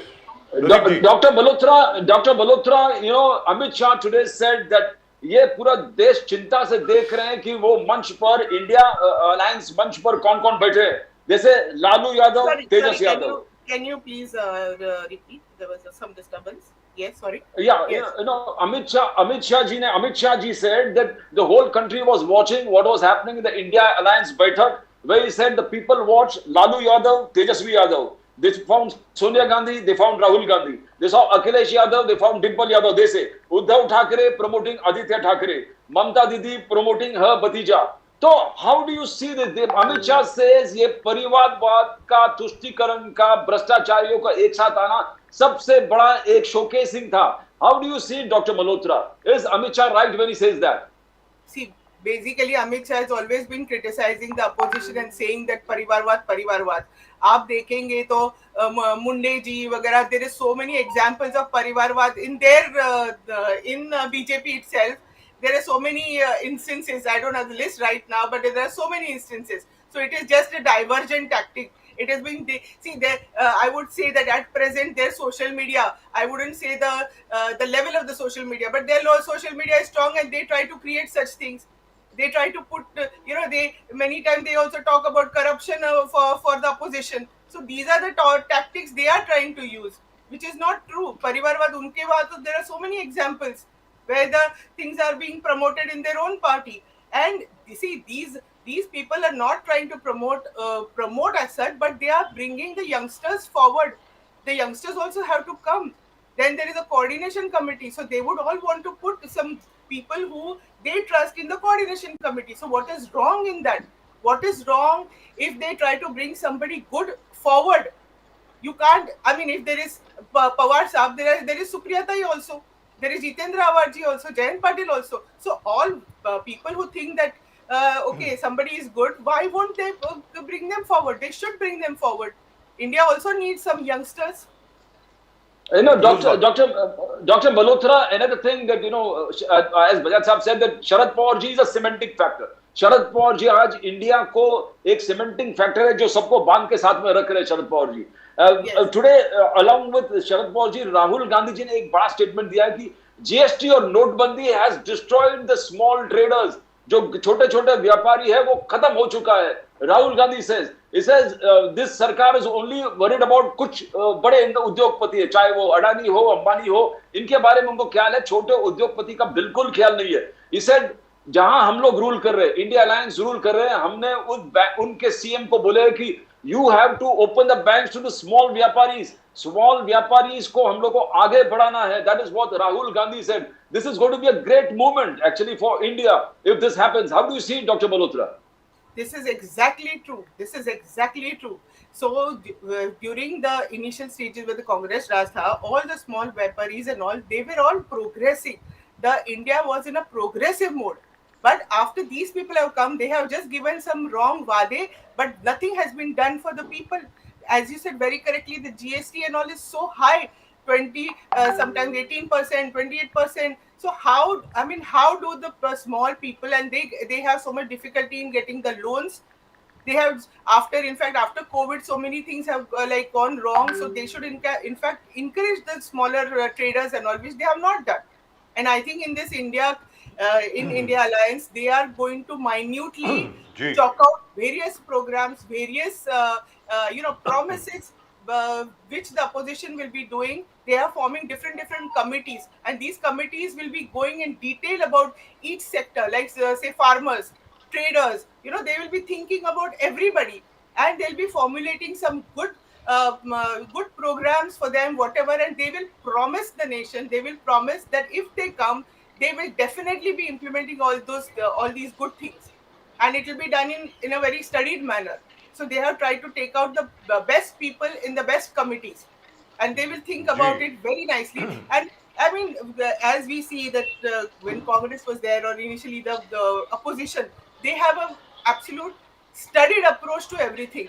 They don't just talk in the air, as from the time of Rajiv Gandhi, there has always been a progress. So we have to go to progress. We can't go But back. Dr. Malhotra, do tell us. It's a very bad thing if we do in 2024. Do that. Yeah. Dr. Malhotra, the BJP always runs you down. They say they are nobodies, they will fight among themselves. Now the question arises, if you are so irrelevant, why does the BJP have to react to everything that you do? Exactly, that's the point. Right? You're very correct. Your question only has the answer in it. So that's a very correct thing. So each time Sharad Pawar Sahab does something, for example, he goes to Bid, उसके ऊपर आप एक उत्तर सभा लेते हैं. क्यों लेते हैं भाई? अगर आप ये कह रहे हैं कि शरद पवार जी को रिटायर हो जाना चाहिए, 83 के रिटायर हो जाइए. Absolutely true. I mean, that is they are basically in a panic mode. They are in a panic mode, and we are in the election mode. So, and we want this time, everybody is forgetting the differences. Everything, as Khargeji also said, Pawar Sahab said, everybody said, all these differences we have to put aside. We cannot see if they come, then they are going to rule. Then nobody will get to rule even in their states. So everybody has to come together, forget the small little differences. Here there is nobody, no one party is important, not Congress, not NCP, not Shiv Sena. All of them are together. And I think you should get the best of everybody, best from all the parties. Whatever the party's strength is, you have to identify that. And, that way give the best and bring out something best. This is high time. Doctor Malhotra, ये आप बताएं, ये सवाल बहुत अहम है, चलते चलते. In terms of the India alliance, because Mr. Modi's stress, by the way, has been towards women. बहुत ज़्यादा उन्होंने कहा है कि भाई महिलाओं को बढ़ावा देना चाहिए, ये करना चाहिए, वो करना चाहिए. तो इंडिया अलायंस को लेकर के महिलाओं के प्रति, माइनॉरिटीज़ के प्रति, ओबीसीज, एससीज एंड एसटीज, इनका कंसोलिडेशन किस प्रकार होगा, जहां तक कि इंडिया अलायंस का सवाल है. How do you see that man?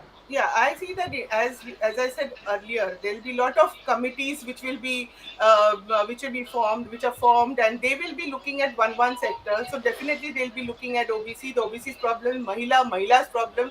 Now, Prime Minister Modi ji says about Mahila, then what happened in Manipur? Why didn't he say anything for the Mahila of Manipur? Isn't it a part of India? Isn't it a part of Bharat? the total India, they have. Why were not any compassion shown? Why, when Modi ji was trying to talk over there, Smriti Irani tried to divert the people by talking something very irrelevant? Why was it done that? Why these things? So just saying that okay, we try to promote Mahila, that doesn't mean anything. You And have the to female wrestlers also, madam. You are forgetting the female wrestlers. yeah, exactly, female wrestlers. So wherever the ladies have asked for something, asked for some some safety or anything, they have not been denied. That topic has not come into conversation where Mr. Modi's Prime Minister Modi ji is concerned. That has always been a secondary thing. Gee. So And Dr. in terms Malhotra, of, there are Pradeep ji, two एक second, things. एक second. In terms Yes, of yes, minorities, yes. in terms of people talk about the BJP's divisive politics. Now, the NCP and the Congress already have a head start over here because most of the Muslims seem to trust Mr. Pawar and of course the Congress. So you already have a head start. So will that continue, ma'am? Definitely it will be continuous. See, first of all the people who are together, they are secular. And we all believe in secularism. We all believe in the politics of humanitarian. Humanity is other people they are human beings. They are not like labeled as Hindu, Muslim, this and that. So you have to believe in secularism, and in fact, most of the educated people. I'm a doctor. I'm also with Pawar Saheb, because of his thoughts, because of this secularism. See, I would just put it over here. See, we are also Hindus. It's not Hindu, but we are not that Hindutva. We are a encompassing Hindutva where we like to bring everybody together. That is real Hindutva. Hindutva is not that you divide everybody, go by Manusmriti. That's not the way things are done. And I mean, as a doctor, I would say that once you sort of, get into a human being's body, what is the difference? Everybody is just the same. Dr. Malhotra, where there's going to be differences between Sharad Pawar ji and Rahul Gandhi is going to be Savarkar, the issue of Savarkar and the issue of Adani. Where Rahul Gandhi was asking for a JPC, Pawar Saheb, a shrewd politician, stayed mum. He never talked about it. See, where Adani is concerned, Sharad Pawar. Everybody's opinion is going to be different. When there are and Savarkar is a major issue too. Savarkar is a big issue too. Sharad Pawar ji also said Savarkar is very serious issue in Maharashtra. So how in these two issues, where are you going to find a common point? Dr. Malhotra. Basically, the India Alliance will initially run with common minimum program. So that is the main thing. I think the important thing is that they will be looking after the bigger issues first. The small little things which some party thinks something, some party thinks something. So that's a personal, opinions, and main thing is that we have to save India. India needs to be saved now. India, in the sense, the actual India. That is what we should all do together. Right. Dr. Surena Malhotra, thank you very much for joining us. It's been a great pleasure having you on the channel for the first time, ma'am. I hope we continue to be graced by your presence, to be honored by your presence, even later on. Thank you very much. Namaskar. Jai Hind. Right, Pradeep ji. So the India Alliance is very, very confident.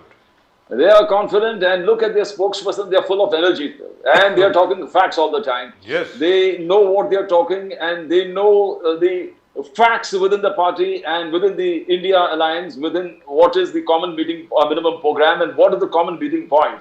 And they know how to talk on those issues and avoid the rest issues. And it's fantastic. That's the way. That's what we call this as a fantastic team that is working. Absolute unity. The team spirit within all these parties, political parties, are fantastic. Never seen before. I don't think 2019 we saw the Congress like this and the allies like this. No, they are a well-lit team, a well-knit team ready for 2024. No, we didn't. We didn't see this kind of coordination and this kind of thing in front of everybody. Like, for example, when you asked her about this Savarkar issue, what she said was, we have to work on common minimum program. People will have divergent views. Because we are in an alliance doesn't mean that we are united as a party. We have different views. We have different parties. We have different identities, which is absolutely true, by the way. You don't need to agree on everything. The BJP will have to work on these faults within the India Alliance. where Adani is concerned, Mamta has something different to say, Sharad Pawar has something different to say, Bhupesh Baghel within the Congress has something, Kamal Nath has a different story, you got the Rajasthan Chief Minister Gehlot, a different story. So there is no unity within the Congress also where Adani is concerned, where only Rahul Gandhi and his core team is speaking about Adani and the need to see investigation where Adani is concerned. But is the entire machinery with him? That is the question. And that is where the BJP on Savarkar is another issue. It is very dear to the Congress. Congress is not going to leave the Savarkar issue. They will raise it time and again. Now, how are the allies going to work on it? I mean, these are challenges. Challenges. And it depends. The only thing is, the only advantage that Mr. Rahul Gandhi has in the Adani matter is that the BJP is not going to raise the Adani matter in any way. If the BJP even tries to give an explanation with regard to the Adani matter, they would be raising it and giving it greater currency, which I don't think they would like. यानी अडानी के मसले पर अगर Bharatiya Janata party कोई स्पष्टीकरण देती है तो इसका मतलब ये हुआ कि अडानी का मसला जो है, विषय जो है, वो बहुत ज़्यादा तूल पकड़ लेता है. तो इसलिए भारतीय जनता पार्टी के लिए बहुत अच्छा रहे. फॉर एग्जांपल, मणिपुर के ऊपर उन्होंने सिर्फ 2 मिनट बात करी. हमारी महिला पहलवानों के ऊपर तो बात ही नहीं करी. हरियाणा के ऊपर कोई बात नहीं करी. तो वो उनका स्टाइल है, वो चुपचाप आराम से चलते रहेंगे and they will only talk about stuff which is sir. But if you आप इसको देखोगे कि Rahul Gandhi's attack is directly on Narendra Modi वे Adani issue is concern, because आज जो उन्होंने clear cut attack Narendra Modi पर कहा कि अडानी पर इंक्वायरी प्राइम मिनिस्टर मोदी नहीं करेंगे. वो इसलिए नहीं करेंगे बिकॉज अडानी को अगर नुकसान पहुंचता है तो अडानी को नुकसान पहुंचता नहीं है, किसी और को नुकसान पहुंचता है. Now look what he has said. Now this is the way Rahul Gandhi is directly attacking the Prime Minister. Mr. Modi has learned from Mr. Rajiv Gandhi. If Mr. Rajiv Gandhi had not replied at all on Bofors, nothing would have happened, very frankly. If he had just said, "Bhai, we'll have an inquiry committee, एक JVC बिठा लीजिए, चलिए बात करिए, आपको जो करना करिए." That's it. Nothing would have happened. I think Mr. Modi has watched Mrs. Indira Gandhi very carefully. If you notice, all his responses are very similar to the way Indira ji used to respond to this kind of criticism. Very, very similar. So I think he has learned. He's a very mature politician and we can't write off the BJP. Whereas India Alliance, ठीक है, अभी optimistic है, सब लोग इकट्ठे आ गए हैं, there's a great thing. But BJP will do something. They'll pull a rabbit out of a hat. We don't know what it will be. It might even be Pakistan occupied Kashmir. It might be the line of actual control with regard to China. It might be the Straits of Malacca, where we might have a blockade of Chinese shipping. It could be anything. I don't know. Sir, but they'll do something. BJP report card is fascinating. This BJP report card, जो Modi ji BJP का हर कार्यकर्ता को लेके हर घर तक पहुंचाने की बात कर रहा है, it's absolutely fascinating. And why mister Modi is quiet? Modi, as you said, he rarely replies because Godhra 2002 के बाद 2013 तक he always believed the attack that was on him, the less said, he never spoke on them. He bore the brunt. He just concentrated on his work, and he said that succeeded, that made him the prime minister. But coming back to the report card of BJP, what can you do? I mean, where is the challenge? Now the fifth biggest economy, UPI payment, Ram Mandir. Now आप यही मुद्दा लेकर 550 साल के बाद राम मंदिर का निर्माण, राम भगवान 80% जो ये 50 साल कहाँ से आ गए मुझे मालूम नहीं. 500 साल तो मैं मान रहा हूँ प्रदीप जी. तो ये अमित शाह ये अमित शाह जी ने 550 कहाँ से कह दिया? अमित शाह जी ने. But it is hitting the people कि भगवान राम का मंदिर को बनने में, स्थापना और काशी, सर वाराणसी में देखिए ना, सर बनारस को देखिए किस तरीके से उसका सुधारीकरण हुआ है, जबरदस्त हुआ है सर, मानना पड़ेगा. तो आप इस चीज को कैसे आप how the people can deny it? The people can't. The people, भगवान का मंदिर बनाना, बर्थ प्लेस को वापस पुनर्निर्माण करना, 50 साल disputed, 500 years तो है, 500 साल तो है. And second thing, the Article 370, sir, you can't. It's huge. Now आज terror spot, एक terror spot था Kashmir. Pradeep ji, it was a terror hotspot. Now it has become the tourism hotspot. From terror to tourism. Economic prosperity. Now, how can you? Farooq Abdullah, kitne bhi chillaye, what can he say? You talk about Mehbooba Mufti, kitna bhi chillaye, Ahmad, whatever she screams. What are the people said? It was a terror hotspot in your time. Sir, whatever Mehbooba Mufti says or Dr. Farooq Abdullah and the says Gandhi family is of no consequence. Let's be and the very Gandhi clear. family. वो जितना प्रदीप जी एक चीज है, जितना ये लोग कश्मीर पे बात करेंगे, they will tie themselves up in knots and they will be only helping the BJP. I hope for their sake, as far as India Alliance is concerned, they don't talk about Jammu and Kashmir.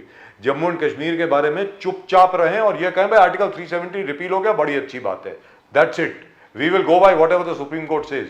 If they continue to talk about Jammu and Kashmir, there will be a consolidation of the entire nationalist vote behind Mr. Modi.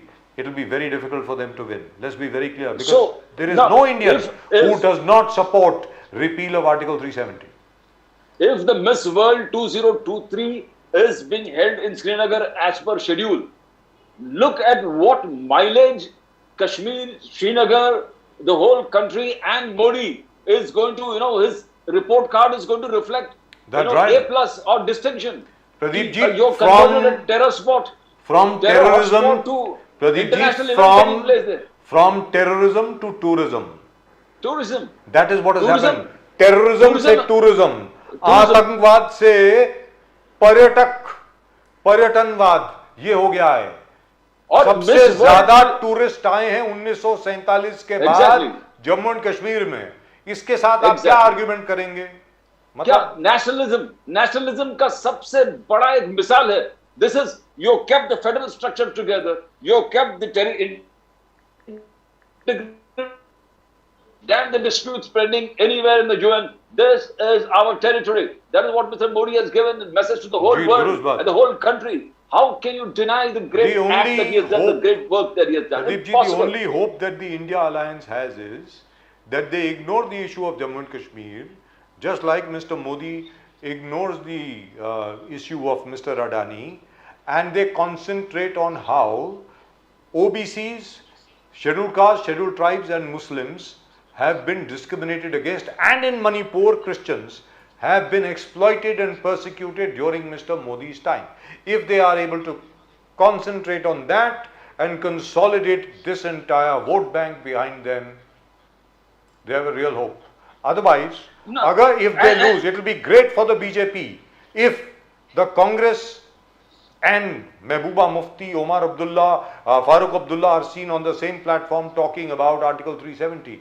अरे पहले तो ये भी बात हो रही थी कि अगर हम लोग पावर में आ गए तो हम आर्टिकल 370 को रीइंस्टेट कर देंगे. अगर वो ऐसा करते हैं सर, अभी इनके पास 54 सीटें हैं, 25 भी नहीं आएंगी. प्रदीप जी सर, एग्जैक्टली ना, एक के बाद एक देखो, सर्जिकल स्ट्राइक, बालाकोट स्ट्राइक, घर में घुस के मारा, भले कुछ भी हो. Now, if you see, the Congress has achieved a greater feat when 1971 Bangladesh को separate कर दिया. But the Congress has been probably not able to make that huge marketing, a strategy where that is concerned, where that is the greatest example of integration. So probably somewhere the lapses are there, where BJP is making inroads and gains. Now, triple talaq. Now, triple talaq, BJP not only talks about triple talaq, they talked about Shah Banu case also along with that. They say, look what Rajiv Gandhi did where Shah Banu was concerned. Everything was in a favor. He, with the help of the parliament, he overturned the law. That's what they say. And triple talaq, he says, what we have done is great things for the woman. We have liberated the Muslim woman. Now, he's equating one to the other. He's equating UPI to Rajiv Gandhi's version that मैं 100 रुपया बेचता हूँ तो 90 रुपया बीच में खो जाता है, 10 रुपया intended last user तक पहुँचते हैं. Now he says look at my UPI, it's a revolution. Pradeep ji वो भी ठीक है, प्रदीप जी वो सब ठीक है, लेकिन जिस प्रकार OBCs को लेकर के, अदर बैकवर्ड क्लासेस को लेकर के, मुस्लिम्स को लेकर के, और मुस्लिम्स में भी अभी भी देखिए इन्होंने पासबंदा मुस्लिम्स की बात शुरू करी, लेकिन उनके लिए कुछ किया नहीं है. क्या है, नहीं पूरी बात सुन लें सर, बहुत इंपॉर्टेंट बात है ये. कर्नाटक में भारतीय जनता पार्टी ने कहा कि जो 5% रिजर्वेशन हमने मुस्लिम ओबीसी को दिया वो हम वापस ले रहे हैं. आप खुद सोच के बताएं, तो पासबंदा मुसलमानों के लिए आप क्या करने वाले हैं? सीधी बात है, एक तरफ आप बोलते हैं कि पासमंदा मुसलमान जो हैं वो बड़े मतलब बहुत ही एक्सप्लॉइटेड वर्ग है, उसके लिए आप कुछ करने वाले थे, लेकिन आपने तो उनका रिजर्वेशन भी वापस ले लिया.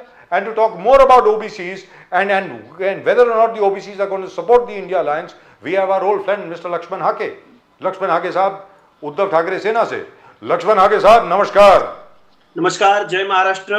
जय हिंद, जय महाराष्ट्र, जय भवानी, जय शिवाजी. क्या बात है sir, he seems to be bathed in a sea of light. देखिए साहब क्या बात है. एवरी डे हके साहब जब आता है कुछ नया हम लोगों को चमत्कार दिखता है. जी बिल्कुल, कुछ अच्छा बिल्कुल ऐसे लग रहा है कि कोई भी अच्छा है कि कोई फरिश्ता बैठा है रोशनी से बिल्कुल हमारी तरफ आ रहा है. क्या बात है सर, जबरदस्त लग रहे हैं. मुंबई में हमारी पार्टी मीटिंग थी. जी लक्ष्मण हाके साहब, लक्ष्मण हाके साहब आपको मुबारकबाद. इंडिया अलायंस की मीटिंग बहुत अच्छी हुई. यहाँ पे उद्धव ठाकरे जी ने बहुत अच्छे तरीके से हर चीज कंडक्ट करी. बहुत बढ़िया होस्ट थे वो. यहाँ पे उनकी मेहमान नवाजी में कोई फर्क नहीं रहा, मतलब कोई भी कमी नहीं रही, और सब लोग उनकी बहुत तारीफ कर रहे हैं. अब आप ये बताएं, आपको क्या लगता है कि जो इंडिया अलायंस है अब आगे कैसे बढ़ना चाहिए इंडिया अलायंस को? आप अपने व्यक्तिगत विचार जरा रखें लक्ष्मण आगे साहब. ये भारतीय जनता पार्टी के अपोज में जो पब्लिक का मन है, पब्लिक का मैंडेट है, पब्लिक के मन में, पब्लिक के मन की बात जितनी पावरफुली और पार्टियां अगर इंडिया रख सकेगी उतना उनको सपोर्ट मिलने वाला है. और ये प्रक्रिया शुरू हो चुकी है जी.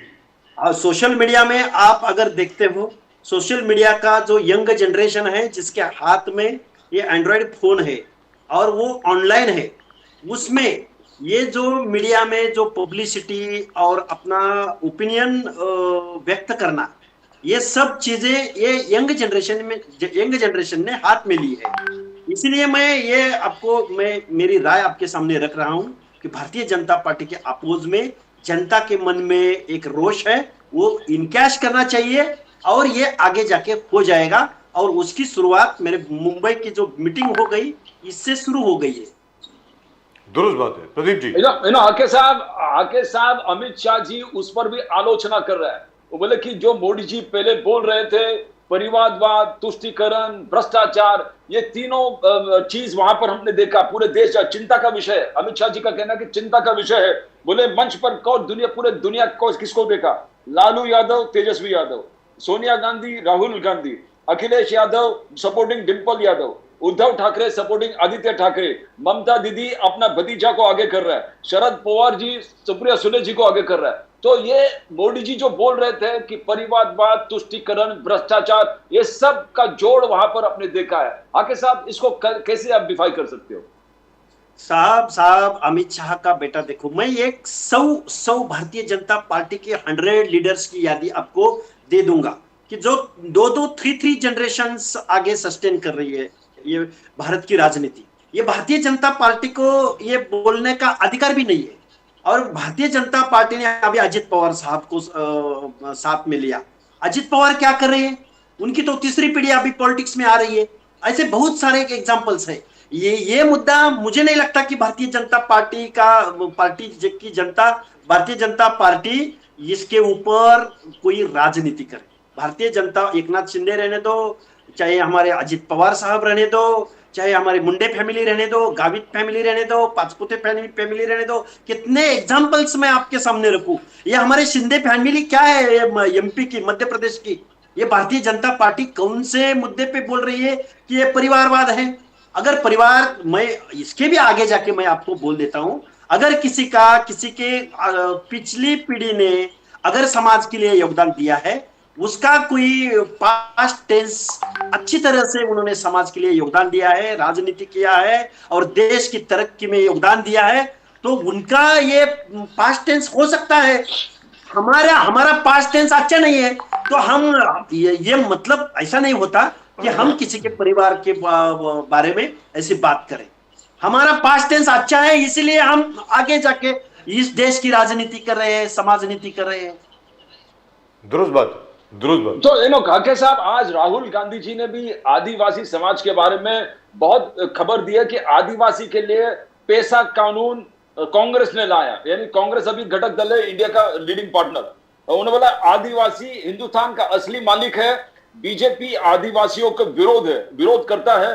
बीजेपी ने उनको वनवासी कह दिया है, वनवासी कहकर बीजेपी ने आदिवासियों को दूर कर दिया है। तो इसमें सच्चाई कितना है? आके साहब, आप तो जमीन से जुड़े हो। ये राहुल गांधी साहब का जो मत है इसको मैं सपोर्ट करता हूं। मैं एक ग्रास रूट्स पे मैं काम करता हूं। ये एसटी कम्युनिटी से जो हमारे महाराष्ट्र में महादेव कोळी आते हैं, इस देश में रामायण महाभारत जैसे ग्रंथ भी आदिवासियों ने लिखे हैं।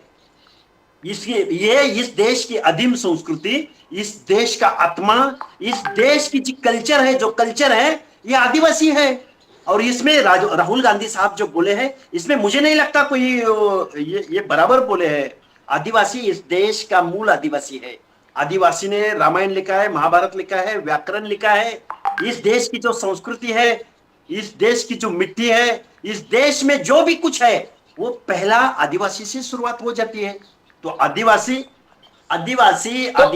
वनवासी बोल रहे हैं बीजेपी, राहुल गांधी जी का उनका ये आरोप है कि भाई वनवासी क्यों बोल? ये वनवासी ये उनकी राजनीति का भाग है, ये इसका मैं निषेध करता हूं। हम लेकिन यहाँ पर ये बताएं हाके साहब, जो प्रदीप जी ने सवाल पूछा है, जान करके वनवासी उनको बुला करके, क्या ऐसा तो नहीं है कि जंगल से उनको वंचित करने की कोशिश की जा रही हो? क्योंकि वहां पे बहुत माइनिंग कंपनीज हैं, बहुत बड़े बड़े उद्योगपति हैं जो भारतीय जनता पार्टी के दोस्त हैं। कहीं ऐसा तो नहीं है? आगे साहब, इस देश में जल जंगल और उनका जीवन आज भी आदिवासी प्रोटेक्ट कर रहा है जी। आज ये जो आदिवासी है, आदिवासी की लड़ाई इन चीजों के लिए है। उनसे हक छीन लिए जा रहे हैं। आज जो फॉरेस्ट डिपार्टमेंट है, वन विभाग है, वो उनके ऊपर अतिक्रमण करता है, वो उनको उठाता है। बहुत सारे कानून आदिवासी के बारे में है। चलो मणिपुर की बात देखते हैं। आदिवासी का सबसे अच्छा एग्जांपल अगर भारत देश के सामने है तो ये मणिपुर का है। मणिपुर में जो आदिम कम्युनिटीज है, जो आदिवासी कम्युनिटीज है, उनके हक के बारे में तो लड़ाई चल रही है मणिपुर में। ऐसा ही पूरे देश में है एसटीओ के बारे में। और ये आदिवासी, एक बाजू को भारतीय जनता पार्टी आदिवासी का एसटी कम्युनिटी से बिलोंग करने वाले राष्ट्रपति बना देते हैं, और दूसरे बाजू को दो महिलाओं को बेइज्जती करके पूरे वर्ल्ड के सामने हमारे देश में क्या चल रहा है ये एग्जाम्पल सामने रखते हैं। ये अच्छी बात नहीं है। इसीलिए आदिवासी की असलियत क्या है, आदिवासी की मांग क्या है, आदिवासी की लड़ाई क्या है, इसके ऊपर कौन बात करेगा? इसके ऊपर बात होनी चाहिए। जी, दुरुस्त बात है। तो और इसके ऊपर अभी तक प्रधानमंत्री जी कुछ नहीं बोल रहे हैं, ऐसी क्या बात है? मतलब क्यों नहीं बोल रहे हैं? मणिपुर के ऊपर प्रधानमंत्री जी ने कोई ज्यादा नहीं बोला, सिर्फ 2 मिनट बोले, कुछ बोला नहीं। एक चीज मैं आपके सामने रखता हूं जी, जवाबदारी से बात रखता हूं। इस देश में 1% लोग ऐसे हैं कि उनके पास 75% से ज्यादा इस देश की संपत्ति का केंद्रीकरण हो चुका है जी। अगर ऐसी बात रहती है तो ये भंडवलदार लोगों के हाथ में ये देश है। ये समाज और कम्युनिटी, सामाजिक न्याय, हर एक आदमी को, इस देश के नागरिक को आचार संचार, विचार, मान सम्मान, ये स्वातंत्र नहीं मिल रहा है। कोई भंडवलदार लोग इस देश की राजनीति चला रहे हैं, और उसका सबसे बड़ा एग्जाम्पल सम्माननीय मोदी साहब है। अदानी रहने दो, अंबानी रहने दो, क्या चल रहा है इस देश में? ये हमारे फ्रीडम फाइटर्स लोगों को, हमारे स्वतंत्र सैनिक लोगों को ये अपेक्षित नहीं था। डॉक्टर बाबा साहब अम्बेडकर ने भी एक स्पीच में बोला था, ये इतना अच्छा संविधान, ये इतना अच्छा सुग्राह ससा स्वयं पाक मराठी में बोलते हैं उसे खाना, ये इतना अच्छा खाना मैंने बना के रखा है, मगर अगर बांटने वाला अगर अच्छा नहीं रहेगा तो इसका कोई उपयोग नहीं रहेगा। अब लास्ट 77 ईयर में यही हो रहा है। अगर खाने के लिए पंगत बैठती है और खाना जो बांटने वाला आदमी है वो लास्ट तक जाता ही नहीं है, और जिसको जिसको लाभ होना चाहिए, जिसको ये लाभार्थी के पास ये योजनाएं जानी चाहिए, ये लोकशाही जानी चाहिए, हमारा प्रशासन जाना चाहिए, मगर आज भी ये बात नहीं हो रही है। हके साहब, एक चीज आउट ऑफ द टॉपिक में पूछा, जो आज अंबेडकरवादी विचार और गांधीवादी विचार एक साथ आ गया है, मगर जब अंबेडकर जी, बाबा साहब अंबेडकर जी थे, तभी अंबेडकर जी के विचार महात्मा गांधी के खिलाफ बहुत है। मैं इसमें बजाज साहब से बहुत चर्चा भी कर चुका हूं, बजाज साहब भी बोलते थे तभी वो मिलते नहीं थे। अंबेडकर जी बहुत आलोचना करते थे महात्मा गांधी के, मगर आज वो नहीं है। आज अंबेडकर के विचार और गांधी जी के विचार एक साथ आए हैं, जो इंडिया के आप देख रहे हो। तो आप कुछ कहना चाहोगे इस विषय में? नहीं साहब, महात्मा गांधी ये जो हमारे राष्ट्रपिता है, उनका विचार और उनकी भूमिका, उस टाइम का जो एक वातावरण था, वो और डॉक्टर बाबा साहब अंबेडकर, कैसा है, देश को आबादी मिल रही थी, स्वातंत्र मिल रहा था। उस टाइम दो तरह के लोग थे अंग्रेजों के सामने।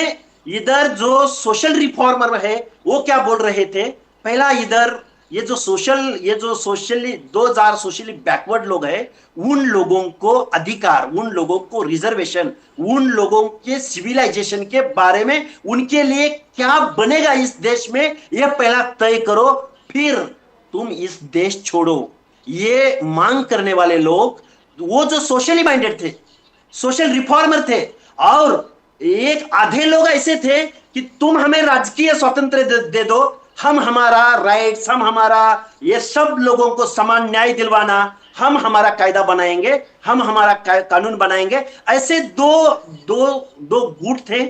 वो दोनों भी उनके उस टाइम के हिसाब से दोनों भी उनकी भूमिका के बारे में बराबर थे। मगर आज 77 ईयर होने के बाद इस देश में अंग्रेजों ने इस देश में आने के बाद इधर के कानून बनाए, इधर के ट्राइबल्स लोगों को उन्होंने ढूंढा। ट्राइबल्स लोग ऐसे क्यों रहते हैं, उन्होंने मानव शास्त्रज्ञ लाए उधर से, ब्रिटेन से, उन्होंने हिस्टोरिकल राइटिंग करने वाले लोग इधर से, सोशल साइंटिस्ट इधर भारत देश में लेके आए, और इधर की सोशल सिस्टम को उन्होंने उनका स्टडी किया। ये अंग्रेज कर सकते हैं, मगर देश को स्वातंत्र मिलने के बाद हमारे ही लोग, हमारे ही शासक, हमारे आदिवासियों के बारे में, SC STs के बारे में, विजयंतीस के बारे में आज भी मानवता की दृष्टिकोण से नहीं देख रहे हैं। तो आप ये बताएं लक्ष्मण हाके साहब कि ज्यादातर देखा गया है कि नक्सलवादी मूवमेंट जो है, माओवादी मूवमेंट जो है, वो ज्यादातर ट्राइबल एरियाज में ही क्यों होती है, वो जरा बताएं सर।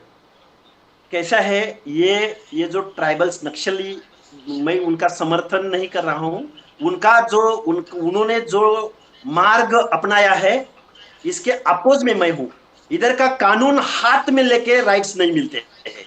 ये देश लोकशाही देश है, लोकशाही में लोकशाही के तरीके बहुत सारे हैं। मैं इन नक्सली भाइयों को उनकी मांग के बारे में नहीं बोल रहा हूं, उन्होंने जो तरीका अपनाया है उसके बारे में मैं बोल रहा हूं। उनका तरीका गलत है, ये मुझे मालूम है, मगर उनकी मांग क्या है? उनकी मांग है, हम आदिवासी है, हम जंगल के राजा है, ये हमारे राइट्स है, ये उनकी मांगे है। ये मैं ये आपके सामने बोलूंगा कि उनके साथ अच्छी तरह से उनके साथ डायलॉग होना चाहिए, अच्छी तरह से उनका सिविलाइजेशन, उनका एजुकेशन, उनका आर्थिक तरक्की, ये सारे बातें अगर हो जाती है तो वो कल ये हमारे देश के ही लोग हैं, हमारे देश के ही नागरिक हैं, उनके साथ जो बर्ताव होना चाहिए, ये मुझे लगता है आज के लीडर्स के सामने, आज के राजनीति के सामने बहुत बड़ा चैलेंज है, और ये चैलेंज को बहुत मानवता की दृष्टिकोण से देखना चाहिए। दुरुस्त बात है, एब्सोल्युटली ट्रू। नहीं, आदिवासी धर्मांतरण पे आज आके साहब छत्तीसगढ़ में करते हुए उन्होंने कहा, अमित शाह जी ने कि आदिवासी धर्मांतरण एक बहुत बड़ा विषय है। तो आदिवासी समाज तो पूरे देश में है, और घटक दल है आप कांग्रेस के। तो ये इस चीज को जैसे अमित शाह ने हाईलाइट करके कांग्रेस सरकार को कटघरे में खड़ा करने की कोशिश किया है कि आदिवासी धर्मांतरण पे कांग्रेस कुछ नहीं कर रहा है, कांग्रेस ब्लाइंड आई कर रहा है और आदिवासी का धर्मांतरण हो रहा है। आप हाके साहब, आप महाराष्ट्र के हर जिले में, हर तालुका, हर वार्ड में आप घूमे हो, तो यहाँ पर धर्मांतरण का क्या स्थिति है? क्या आदिवासी धर्मांतरण हो रहा है? आदिवासी धर्मांतरण हो रहा है, और नहीं हो रहा तो क्यों मीन्स हो रहा तो क्यों हो रहा है? हाँ के साथ ये महाराष्ट्र में हमारे महाराष्ट्र की बात अगर सामने रखते हैं तो ये चीज मुझे नहीं लगता कि इतनी सीरियस, और इनका ये चीज का क्वांटम बहुत बड़ा है। ये बात तो हमें कोई दिखती नहीं है, और वो बात सामने रखते हुए हमारे महाराष्ट्र में कोई चर्चा भी नहीं होती है। मगर ये भारतीय जनता पार्टी के लीडर्स है, वो अगर 9 साल 10 साल सलग इस देश पे राज कर रहे हैं, ये मेरिट पे बात नहीं कर रहे हैं, ये आम आदमी की, कॉमन मैन की बात नहीं कर रहे हैं। ये बात किसके, अगर इलेक्शन सामने आता है तो पोलराइजेशन की बात करते हैं, वो हिंदुत्व की बात करते हैं, वो आदिवासी की बात करते हैं, वो धर्मांतरण की बात करते हैं। ये सब चुनावी जुमले हैं, चुनावी प्लानिंग्स है उनके पोलराइजेशन करने के बारे में। मगर मुझे नहीं लगता कि भारतीय जनता पार्टी इसमें आने वाले चुनाव में सक्सेस होगी। लेकिन जहाँ तक के मणिपुर का प्रश्न है, जो आपने मणिपुर के बारे में बात करी, और इसीलिए ये सवाल आपसे पूछ रहा हूँ, वहाँ पर हिंदू वर्सेस क्रिश्चियन तो कर दिया ना सर, वो तो हो ही गया। नहीं, मुझे ये नहीं लगता। आदिवासी वर्सेस उधर के जो 2 कम्युनिटी है, मैंने मैथिली सर दोनों ही ट्राइबल्स हैं, मीताई और कुकी दोनों ट्राइबल्स हैं सर, दोनों को लड़ा दिया। ट्राइबल्स है, उनके बारे में मैं आपके सामने मेरी राय रखता हूँ।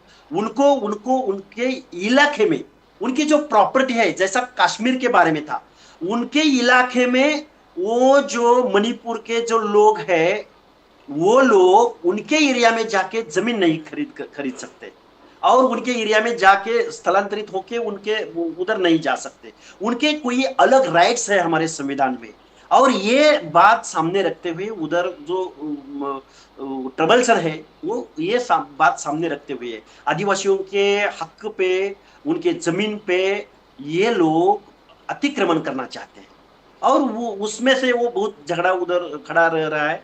और ऐसा ही पूरे देश में 19-20 कम ज्यादा ऐसे देश में ऐसे ही बहुत कानून। लक्ष्मण आगे साहब, आपको लगता है कि इंडिया अलायंस, मान लीजिए इंडिया अलायंस की अगर हुकूमत आ जाती है 2024 में, तो क्या ये सब झगड़े समाप्त करने की कोशिश की जाएगी, और दिल से कोशिश की जाएगी? ये इस देश का संविधान, इस देश के हर एक धर्म, हर एक प्रांत, हर एक आदमी का मान सम्मान जो संविधान ने दिया है, उसके बारे में इधर की गवर्नमेंट काम करेगी ही करेगी। अगर हम भारतीय जनता पार्टी को सामने रखते हुए बोलते हैं कि भारतीय जनता पार्टी हिंदुत्व, दंगल, Bharatiya Janata party polarisation, symbolic politics, अगर ये बातें हम बोलते हैं तो हम तो उसके ऊपर ही काम करेंगे। इस देश का संविधान, इस देश का नागरिक, इस देश की जो गरिमा है पूरे वर्ल्ड में, वो सस्टेन करने के लिए हम जरूर काम करेंगे। ये तो हमारा दावा है। एक चीज तो है, जो बात आप बार बार हमारे शो में और हमारे चैनल पर जो आप बार बार बात करते हैं, और बहुत अच्छी तरीके से अपनी बात रखते हैं, कि जहां तक ओबीसी का सवाल है, विजेएनटी का सवाल है, जहां तक माइनॉरिटीज का सवाल है, ट्राइबल्स का सवाल है, शेड्यूल्ड कास्ट का सवाल है, अगर ये कंसोलिडेशन हो जाता है इंडिया अलायंस के साथ, तो इंडिया अलायंस को हराना तो नामुमकिन होगा।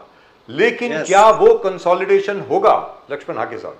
मेरे महाराष्ट्र में तो 100% होगा, क्योंकि देवेंद्र फडणवीस साहब के साथ आयाराम गयाराम लोग हैं, देवेंद्र फडणवीस के साथ कारखानदार लोग हैं, देवेंद्र फडणवीस के साथ टेंडर्स लेने वाले लोग हैं, और उसके अपोज में महाराष्ट्र में ओबीसी, विजेएनटी, एसबीसी, दलित, मुस्लिम, माइनॉरिटी, ये सब लोग इस भारतीय जनता पार्टी के अपोज में खड़ी रही है, और खड़ी है आज भी।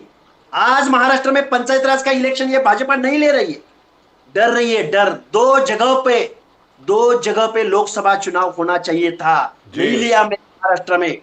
डर रही है ये भारतीय जनता पार्टी, इलेक्शन को डर रही है, और उनका मेरिट पे उनका खुद का भरोसा वो गंवा चुकी है। उनको शिवसेना को फोड़ना पड़ता है, उनको एनसीपी को फोड़ना पड़ता है, चाहे आगे जाके और कुछ करेंगे। ये उनके पार्टी के एक्टिविस्ट, पार्टी के कार्यकर्ताओं पे भरोसा नहीं है, इसलिए आके साहब मगर देवेंद्र फडणवीस कह रहे हैं कि हमने महाराष्ट्र को नंबर 1 बना दिया है आज के तारीख में। देवेंद्र कैसे फडणवीस, कैसे अजित पवार, क्या एकनाथ शिंदे, लॉजिक है? एक साथ एफडीआई के बारे में बोल रहे हैं क्या आप? एफडीआई के बारे में साहब बोले साहब, थे, एफडीआई। एक बात मैं आपके सामने रखता हूं, एक बात मैं आपके सामने रखता हूं, 2000 से 2021 तक, 2000 से 2018-19 तक ये महाराष्ट्र एफडीआई में 1 नंबर पे था। 2 नंबर पे कभी था, ये पेंडेमिक पीरियड था, कोरोना का पीरियड था, उस पीरियड में हम 2 नंबर पे गए थे, ये मैं मान्य करता हूं। ये क्या बात है? हमारा इतिहास देखो ना महाराष्ट्र का एफडीआई देखो, महाराष्ट्र का ये जो जीएसटी है, जीएसटी महाराष्ट्र का नंबर 1 पे है।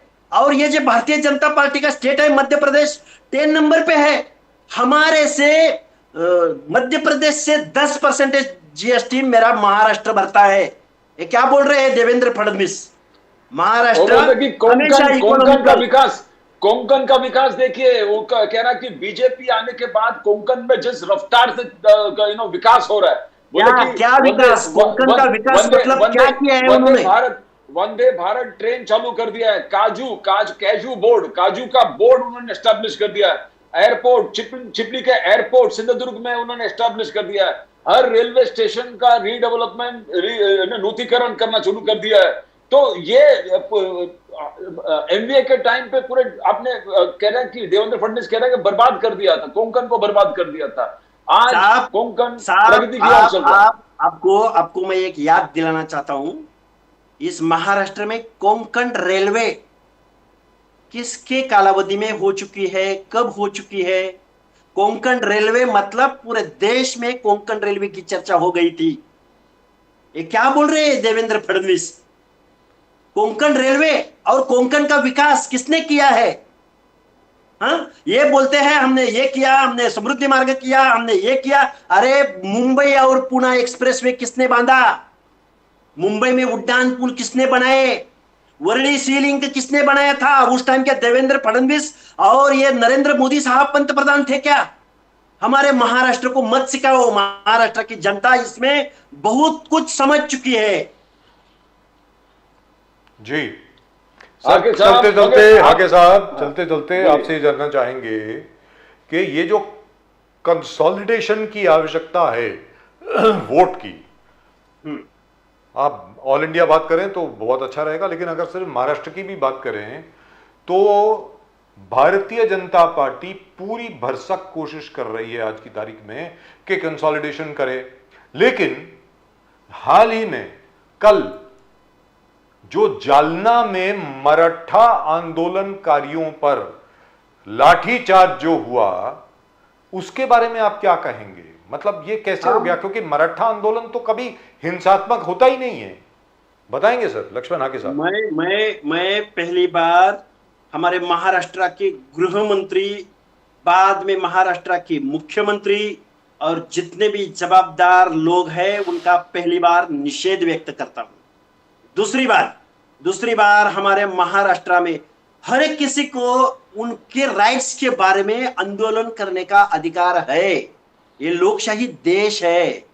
अगर वो आंदोलन करता लोगों के पास हमारे गवर्नमेंट ने जाना चाहिए, उनकी क्या बात है, ये क्यों आंदोलन कर रहे हैं। इसका मतलब आंदोलन कर रहे हैं, इसका मतलब उसके ऊपर लाठीचार्ज करना ये बात नहीं है। आज का माहौल है, आज का, अगर आज इलेक्शन हो जाए, आज का ये हमारे महाराष्ट्र का जो गवर्नमेंट है, 2 डिप्टी सीएम है, इन्होंने पूरी विश्वासार्हता गंवा दी है। इस महाराष्ट्र की कौन सी भी कम्युनिटी रहने दो, कौन सा भी प्रवर्ग रहने दो, जितने भी महाराष्ट्र के 12-13 करोड़ लोग हैं, वो आज इस गवर्नमेंट पे नाराज है, गुस्से में है। But this was terrible. This was absolutely terrible. Pradeep ji, आप कुछ पूछना चाह रहे थे, प्लीज। नहीं, वो एक्चुअली जीएसटी की बात कर रहा था। आज राहुल गांधी जी ने मोदी सरकार का आलोचना किया है, बोले कि आपके जीएसटी और नोटबंदी ने छोटे छोटे व्यापारियों का धंधा बंद कर दिया है पूरे देश में। छोटा व्यापारी, तो मैं राहुल गांधी का कहना है कि जहां जहां हमारा इंडिया का स्टेट है, मैं उनके सीएम को रिक्वेस्ट करूंगा कि आप बैंक के दरवाजे ये छोटा व्यापारियों को खोल दो, कि छोटा व्यापारी अगर जिंदा रहा तो भारत जिंदा रहता है। राहुल गांधी जी का कहना है। तो आपका मत क्या है? आप तो गली गली घूम रहे पूरे महाराष्ट्र में, छोटा व्यापारी का क्या हालत है हाके साहब?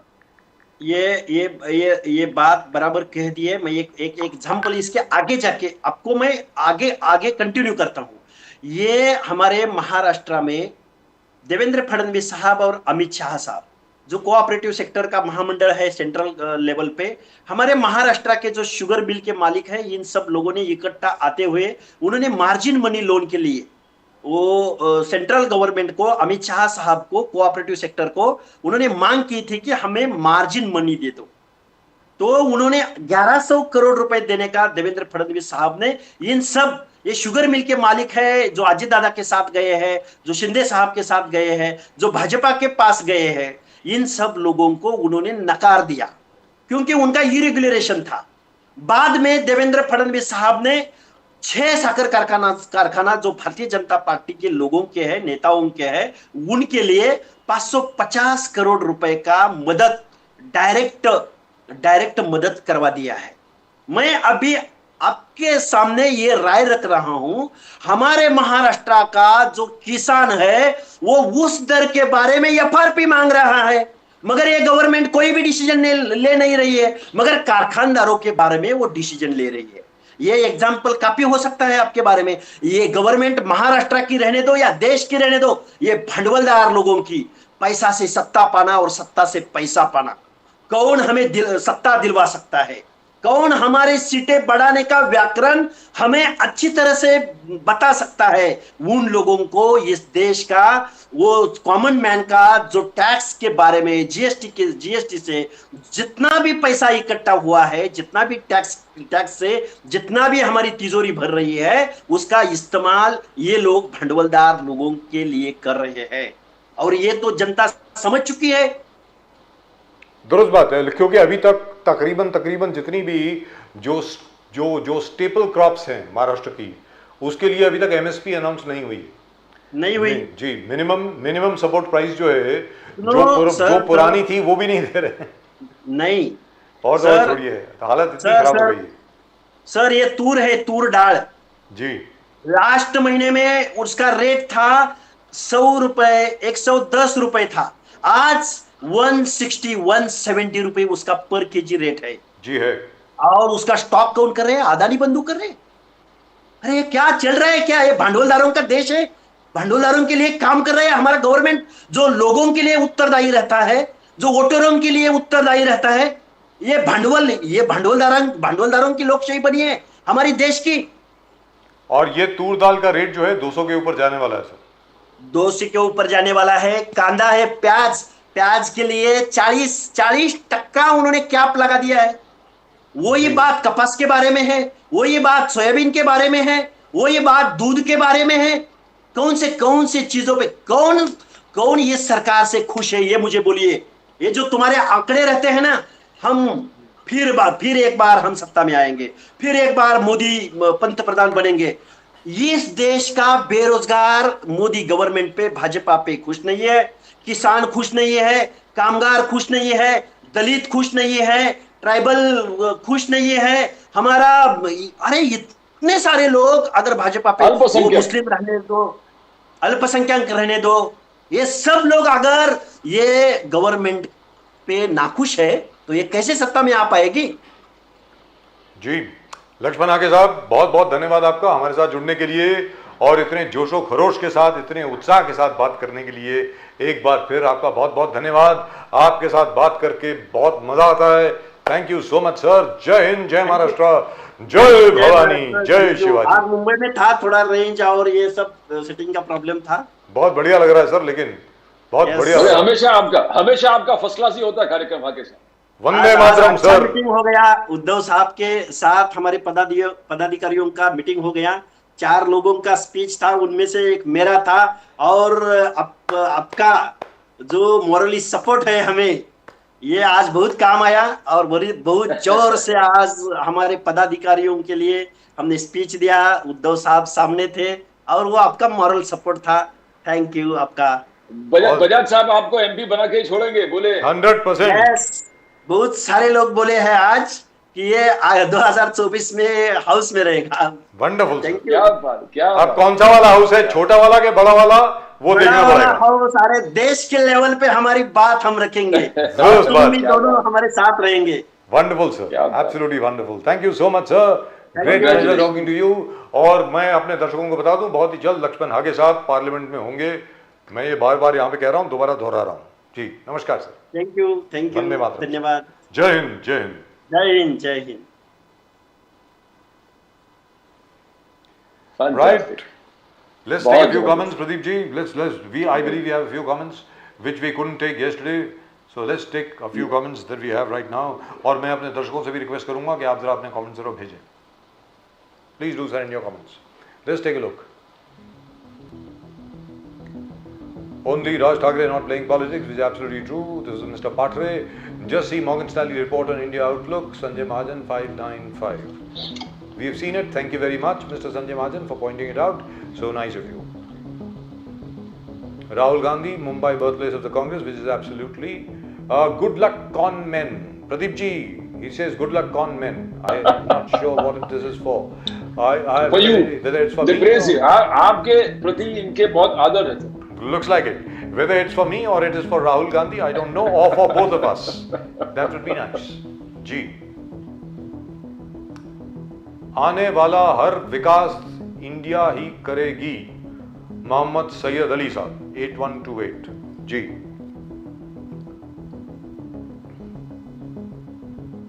Can we move ahead or are we going to be stuck over here? And this of course was G. Valuable explanation, dear Seema ma'am, says Shiva Leon. And Immediate. great explanation, Dr. Seema ma'am. Immediate. Right. I mean, her comments have been very fast. Absolutely true. Quite true. Wonderful. Wonderful, wonderful. Can we move on?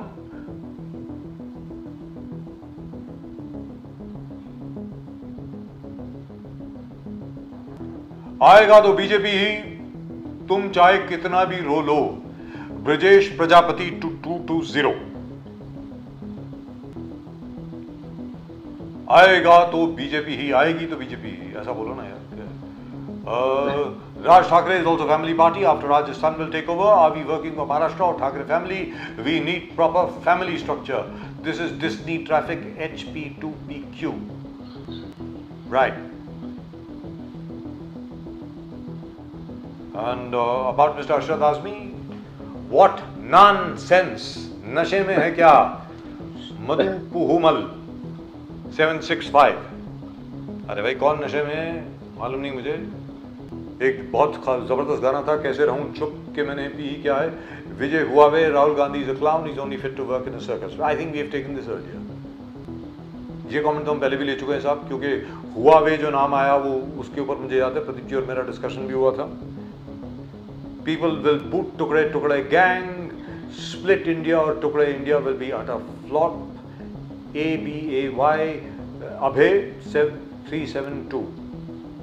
Is that it? Or do we have more? Alright, that's just about it. Thank you very much. I think that's just about it as far as tonight's show is concerned. आज के show में सिर्फ इतना ही। लेकिन चलने के पहले एक बार फिर प्रदीप जी वो थैलेसीमिया वाला जो है वो एक बार फिर दिखा देते हैं, उसके बाद we'll take वो जैकी श्रॉफ साहब ने जो थैलेसीमिया के बारे में सब लोगों को रिक्वेस्ट करी है कि भाई अब आप ब्लड चेकअप करा लें, ब्लड टेस्ट करा लें थैलेसीमिया को लेकर के। जैसे आप हॉरोस्कोप बनवाते हैं बच्चे की, जैसे आप नॉर्मली कोई भी चीज़ करते हैं, वो थैलेसीमिया का भी टेस्ट करा लें। बहुत ज़रूरी है। Can we take a look please?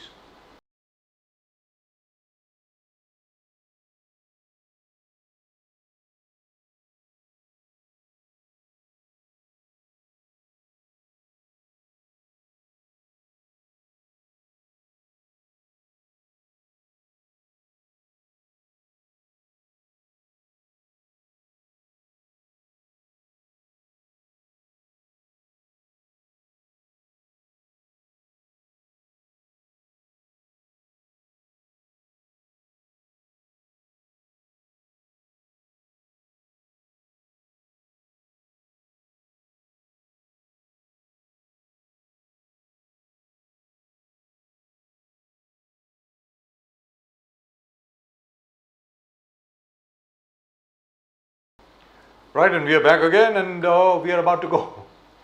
Congratulations to the whole country. Really proud of Isro. Aditya L1 takeoff launch was fantastic. Really and truly proud of our Isro scientists. But it'll take, Pradeepji, it'll take 4 months for the lab. It's a great jump. The great jump taken, everything follows. For the lab to reach the sun, for the lab to reach the L1 point, it will take about 4 months. Actually, about 134 days. Wonderful.